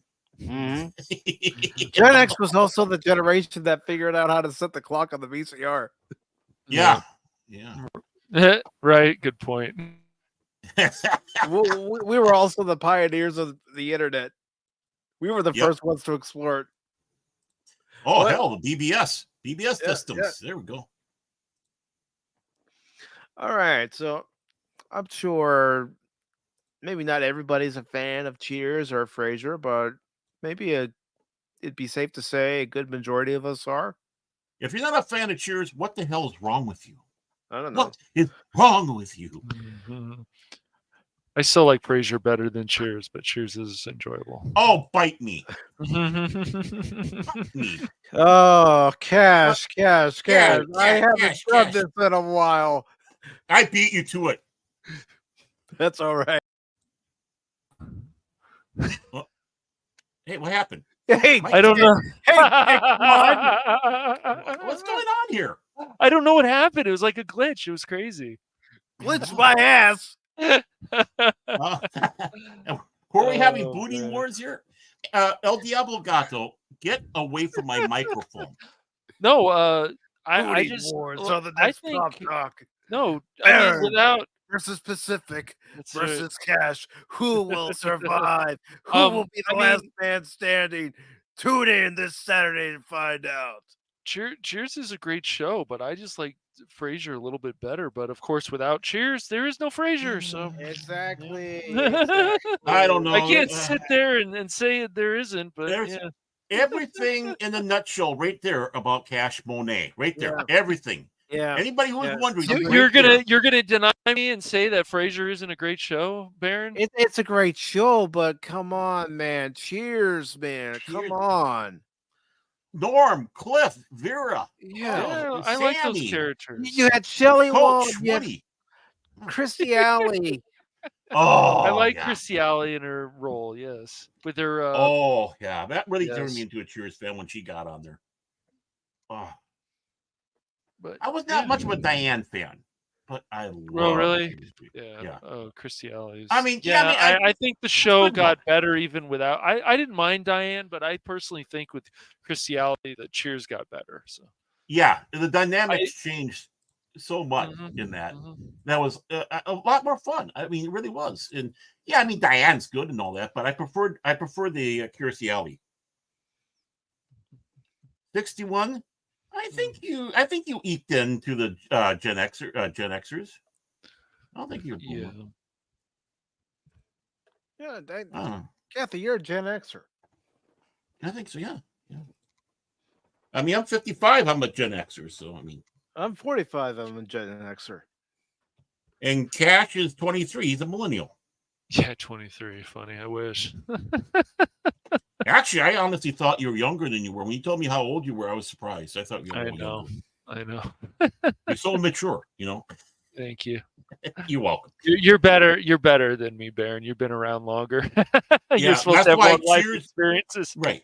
That's why Cheers is greater than Frasier, but Frasier's good. Frasier's good. I love Frasier Frasier, man. There's just certain things about Frasier that I love more than Cheers. But I once again, without Cheers, there's no Frasier. So That's true. Yeah. I can't sit there and say that they're, without. That's how it is. It's just Without Cheers, you would not have had the Tortellis. No. Without Cheers, you would not have had wings. Yep. Exactly. Yeah, I would without say Cheers, so. I There would is say no so, Dr. yeah. Fraser Crane. Exactly. And he was a throwaway character. He was Yeah. not meant to be a member of the cast. He was just a throwaway. Yeah, it's story interesting. element for Diane. It just happened. Yeah, it's crazy. Yeah. Mhm. Same thing. Lilith. Same thing with Cliff. Cliff Yeah. was a bit of a throwaway background character who became part of.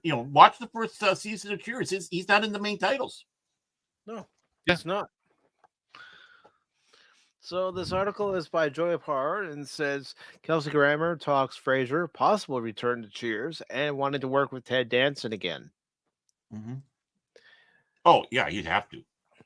The author of the article says, I don't know about you, but I've really been enjoying the Frasier reboot on Peacock. I haven't watched it, to be honest. I might have to. I just haven't gotten around to it. Yeah. Something I haven't wanted to. I just haven't gotten around to it. Yeah, same here. Same here. It's been enjoyable getting reacquainted with Kelsey Grammer's Frasier Crane again after all these years. With the character now living back in Boston, I've wanted to see Frasier return to Cheers. During a recent interview with Deadline, Grammer addressed this question and shared an idea of how they could revisit Frasier's past in the new series. When asked about the possible return to Cheers, the actor said, and here's what he said: I'm not sure the guys who wrote Cheers would want us to go back to Cheers. It's like, let's that be where it is. It's a monument in the minds of television history. Yes, it is. Mm-hmm. But is it possible we might see someone from the old days at the bar? Maybe. Mm-hmm. I was just spitballing a little while ago about how it might be kind of fun to do a Christmas show next year.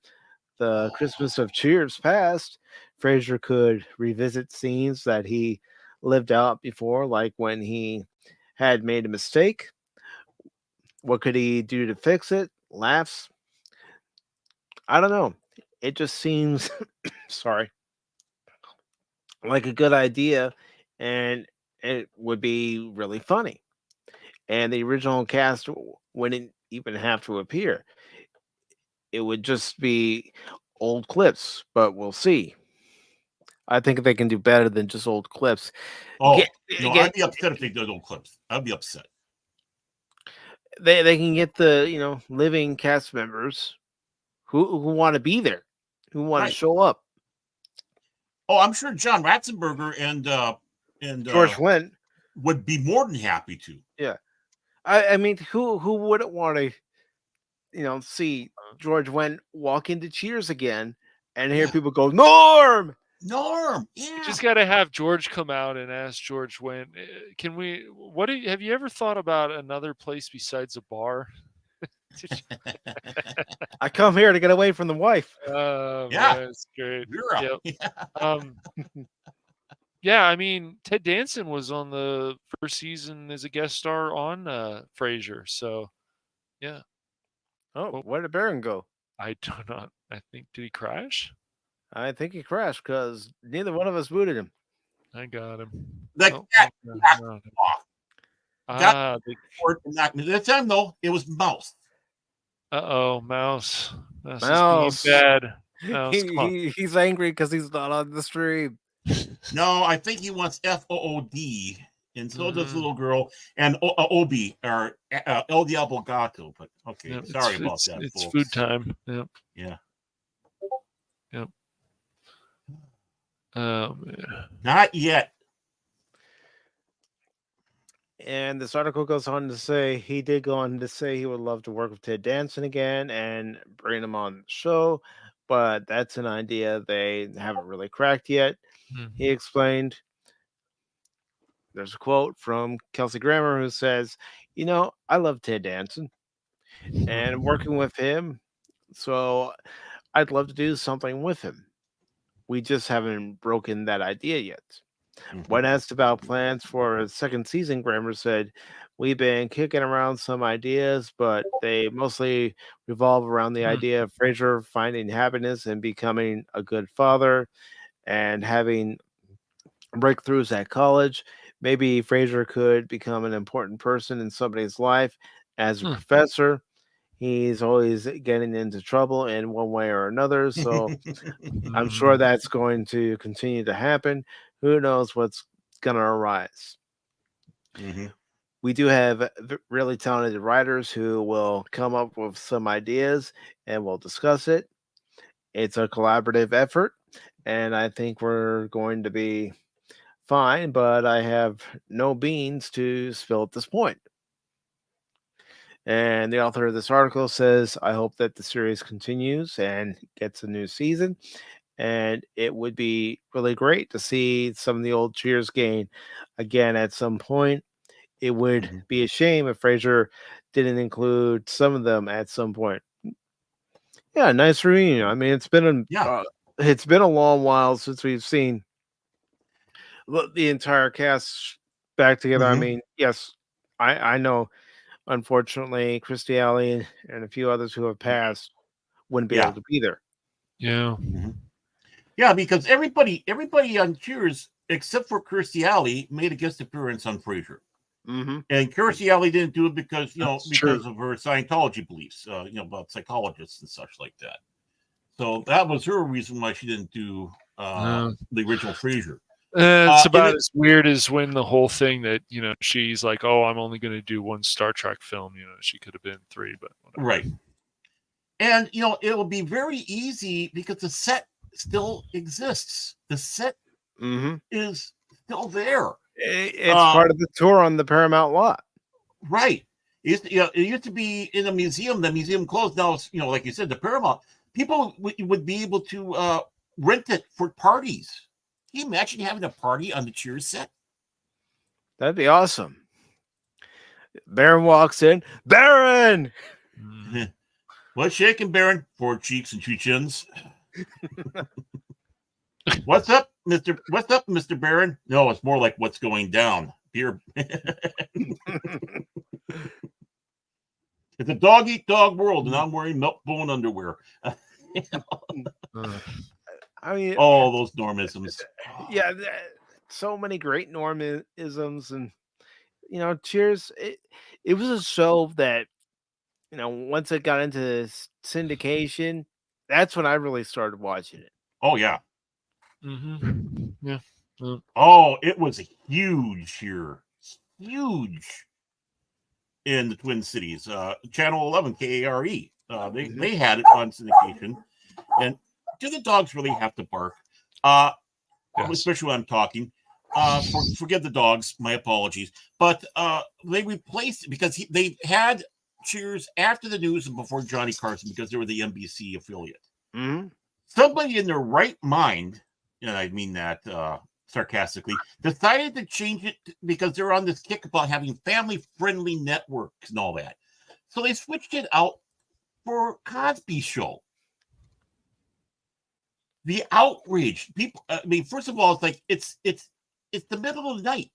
Kids are in bed. This is past the kids' hour. We don't care about quote unquote family programming at this time, and even then, Cheers isn't that bad. They used to. They still do their weather forecast outside on what they call the patio or whatever, and they were out there doing it. And Cheers fans would come out every day singing the Cheers song, protesting every time they had their weather, until they brought the show back for syndication after the news. That's how much of an impact Cheers had here. And I agree. And the Cheers is a show, honestly, that could almost go forever. Yeah. Because it's an everyday type of show. The only reason why it ended is because, Ted Danson didn't want to do it anymore. He wanted to go other places. So it's not like it was a tired, tried out thing. Which is why I think Cheers really did affect people, because Cheers is, basically every day, nothing out of the really craziness, silliness, over the top. Everyone could identify with it. And of course, needless to say, it carried over with Frasier. Even though obviously the tone of the shows were a little bit different, it had to be, but still, you still had that same feeling about it. It was, you could keep on going and going and going with it if you want to. Yeah. There are very few shows that you could keep going on and on with it, and it still create laughs. Right. I mean, it's believable. It's believable that Rebecca wouldn't be around anymore because she ran off with Robin. Unfortunately, both those actors, both of them passed away now. It's sad. It'd be great to see him, but it's believable. It's believable if you don't have Woody there, he would have gone there. But it's still believable that Cliff and Norm would be there still, and that Sam would be there. Well, Ratzenberger, I think that's his last name. Yeah, Ratzenberger. Yeah, John Ratzenberger. He's done a lot of great stuff for Pixar and voice acting. Yeah, he's their good luck charm. It's funny too that he had a small role in Superman. 1978. 78. Right, and and Empire Strikes Back. That's right. That's right. He was. Yeah, that's because he was living in England at the time. That's why he got those roles, because a lot of those films were filmed in England. You also have in the first Superman film one of the first companions of Doctor Who, William Russell. also known as Russell Enoch. He was one of the council members on Krypton. Yeah. Yeah. And this article goes on to say the show follows Frasier Crane in the next chapter of his life as he returns to Boston with new challenges to face, new relationships to forge, and an old dream or two to finally fulfill. Frasier has re-entered the building. Mm-hmm. Joining Grammer in the series, we have Jack Cutmore Scott as Frasier's son Freddie, Nicholas Lyndhurst as Frasier's old college buddy turned university professor Alan, Tux. I'm not even going to try it. Not even going to try it. I'm going to butcher it. But Tux plays Olivia, Alan's colleague and head of the university psychology department. Jess Salguero as Freddie's roommate, Eve, and Andres Keefe as Frasier's nephew, David. Bebe Neuwirth will also reprise her role as Dr. Lilith Sturman. And any time you ice had queen those two together, that was gold. Yeah. And and especially with the last couple of seasons, she became a full-fledged cast member of the show. I mean, again, that funny. What a powerful character that was. Of course, it wouldn't have been if it wasn't for her performance of it. Right. How she was able to play that. Yes. Admiral Teague says Cliff and Norm are 80. They should not be in any bar. But it's Cliff and Norm. You know they're still going to be at the bar. Yeah. Oh, you know it. And Probably Cliff's so. wisdom. It was kind of funny when they had the episode where Norm walks into another bar and they go, Norm! Everyone looks like, what? I have a life outside. Cheers,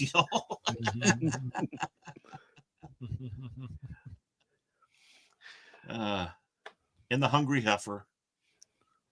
Yeah. And let's see. Anything else? Nope, nothing else. But you know what? I definitely got to check out the Frasier reboot because yeah, me too. Oh, because what I've heard is that Kelsey, yes. What I heard is that when Kelsey's not on the screen, then the show's not as good. But I don't know. I haven't watched it, but I just found that funny. Entertainment Weekly said but it's called Frasier, of course. He had so much. I mean, who knew that Frasier a number of years ago or Kelsey Grammer was going to be Beast? And man, he must have studied the hell out of that character because that was impressive. He made a really good Beast. Again, it was a throwaway character, and he was able. He was him. It was him playing that character that made it a semi-regular and then a full-fledged regular. I mean, Diane, Shelley Long, actually, in many ways, Shelley Long was resentful of him because she felt that he was stealing too much from her when he came on the show.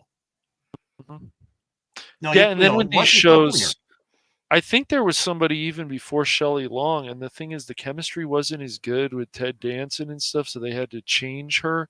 I'm not sure that happened sometime. That happened, and no, it didn't. Okay. It was always Diane from day one. Okay. But I was trying to remember. He had storylines. He had storylines where Captain Janeway was going to marry him at one time. Captain Janeway. Oh, right, because that's right. Catherine. Right. Yep. Yeah, he was like some council member or whatever. Yeah, she was in Cheers. That's right. Yeah. Right. You had a lot of Star Trek people in Cheers. Crazy. Yeah, I know. Yeah, okay, so it was always Diane, because like with the Big Bang, they had to find a replacement. I remember because our professor at the time, maybe he still does, he might be retired now, he worked at CBS, so they, you got to find the right chemistry. Right. And they had to find Kaylee Coco, right? Yeah. But they had somebody before her, so I was wondering if maybe with Cheers, they actually had somebody in mind before Diane, before Shelley Long. And, the thing is, that was the on-air pilot. That was the on-air pilot. That's what it was. Okay. Right. And the show was, everything was, it was greatly different. The whole thing was greatly different, and things weren't clicking. So they changed stuff around. They changed the premise a little bit. And of course got her and changed how the relationship dynamic was going to be. The relationship dynamic was going to be a lot different. Oh, that's what my professor was talking about. I remember because in one of our classes we were analyzing Cheers. It was for a beginning script writing class, so it was part of the major. And I remember we analyzed Cheers. So wasn't there something about Shelley Long hadn't come in right away, and then they had somebody else for the test screening or the pilot, like you said. Well, I don't know about that with Cheers. I don't know. I do know that was about for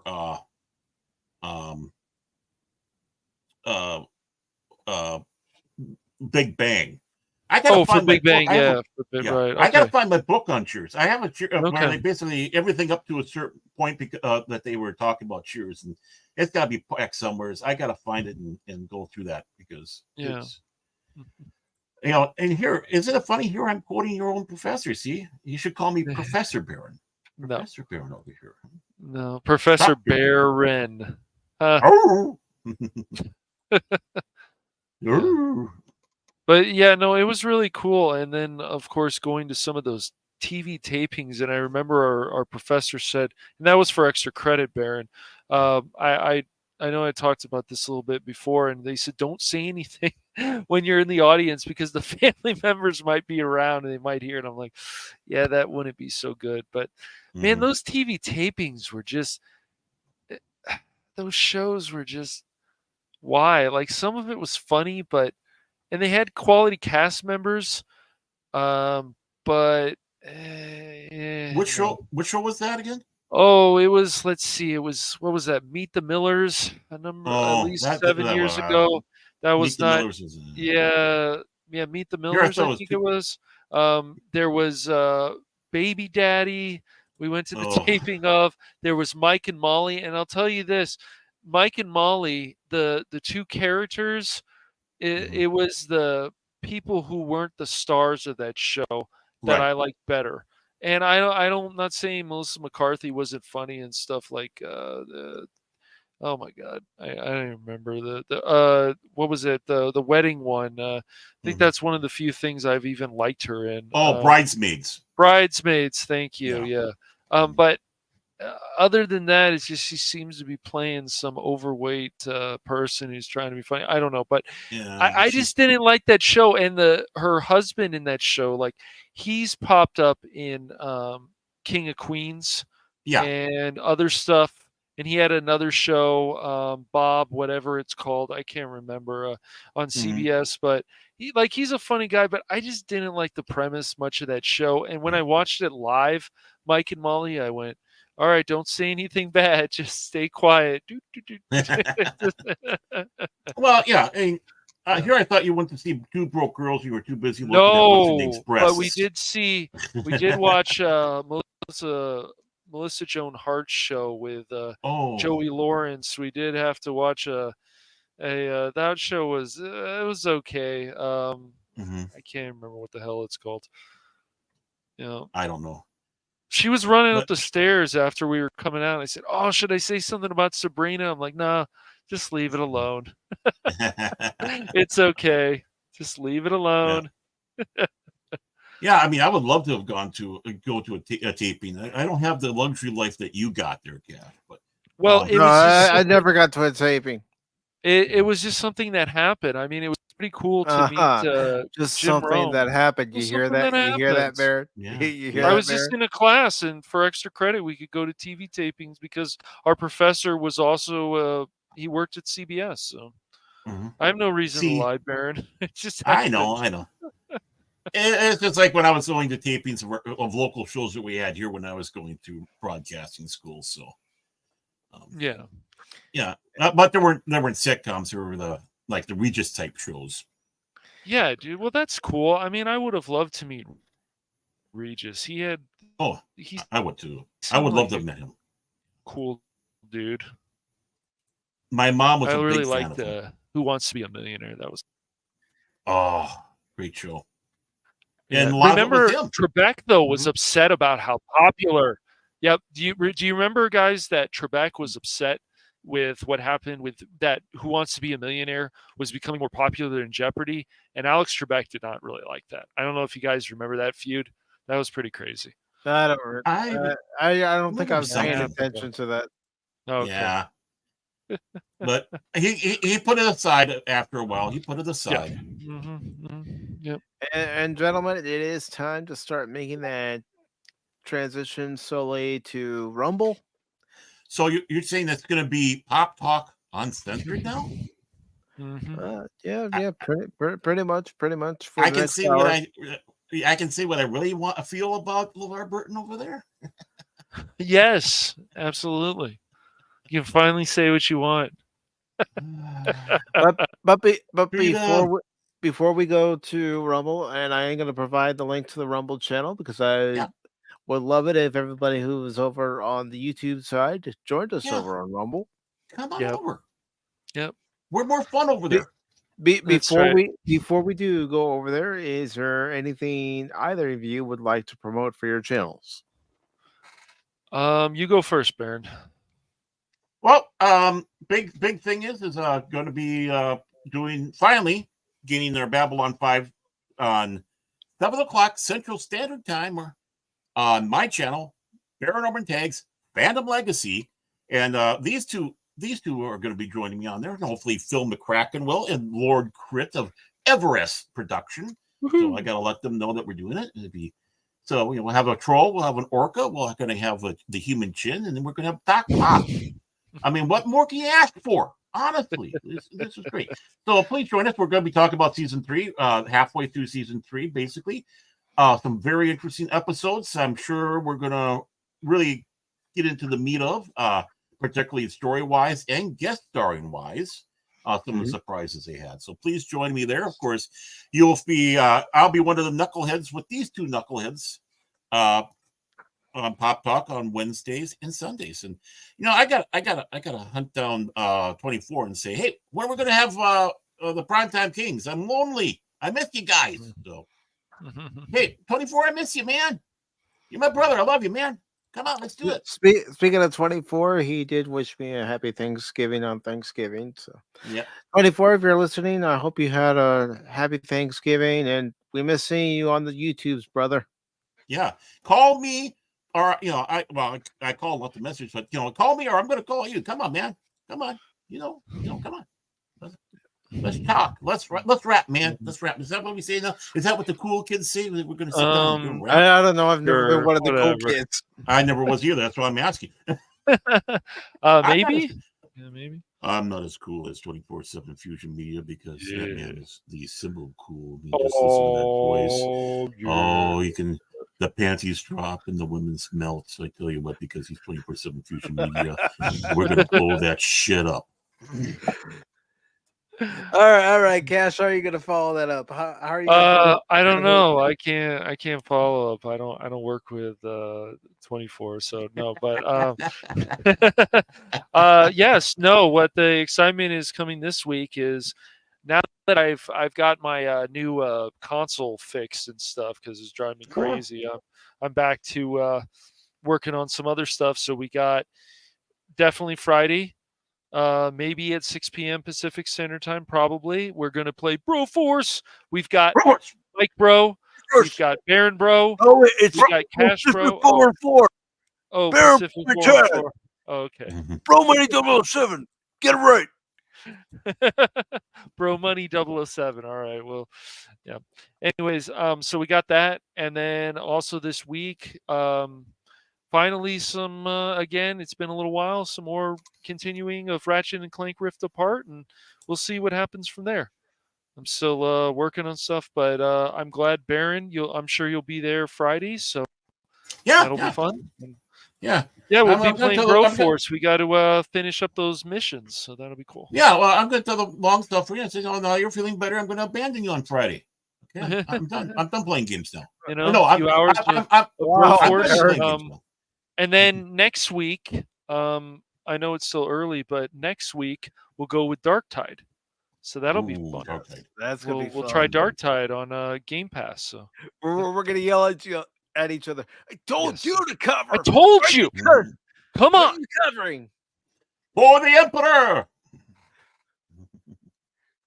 And as far as Pacific 414 is concerned, I don't have anything planned for tomorrow. Because I can't decide what game I'm going to play tomorrow or if I'm going to play a game tomorrow. I might need to catch up on the Babylon 5 episodes that we were going to cover on Saturday.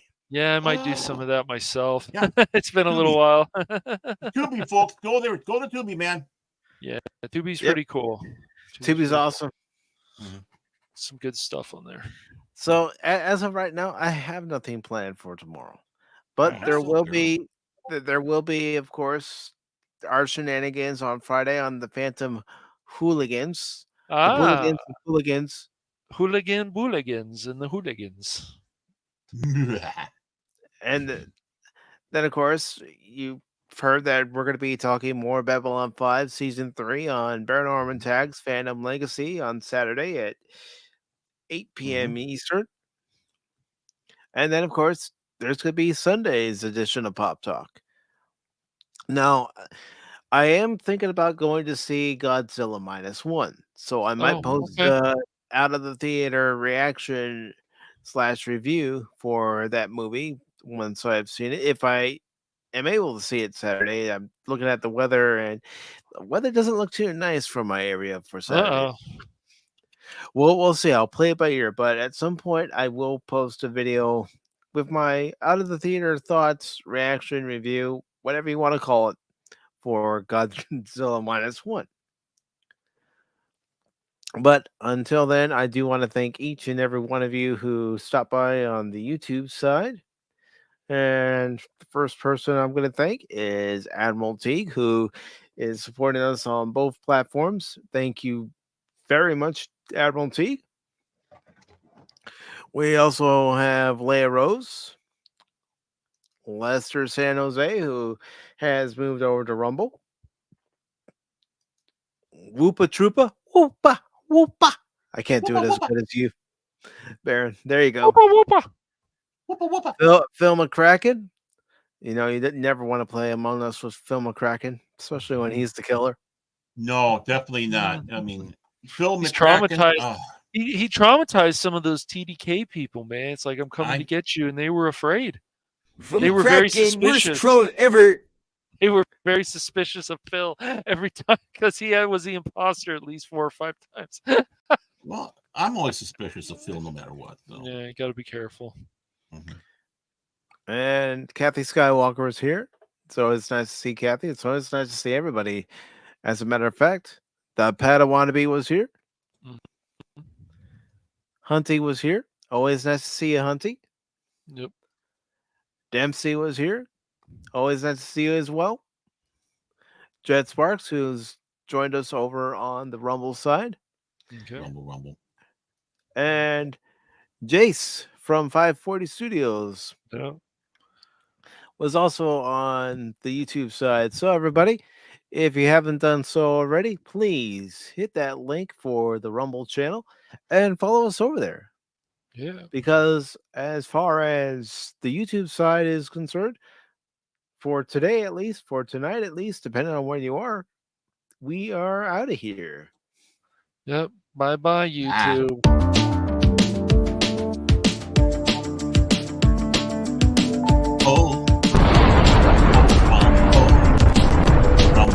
Come to Rumble. Come to Rumble. Come to Rumble. Come on. Come on. Do it. Come to Rumble. You know you want to. Come on.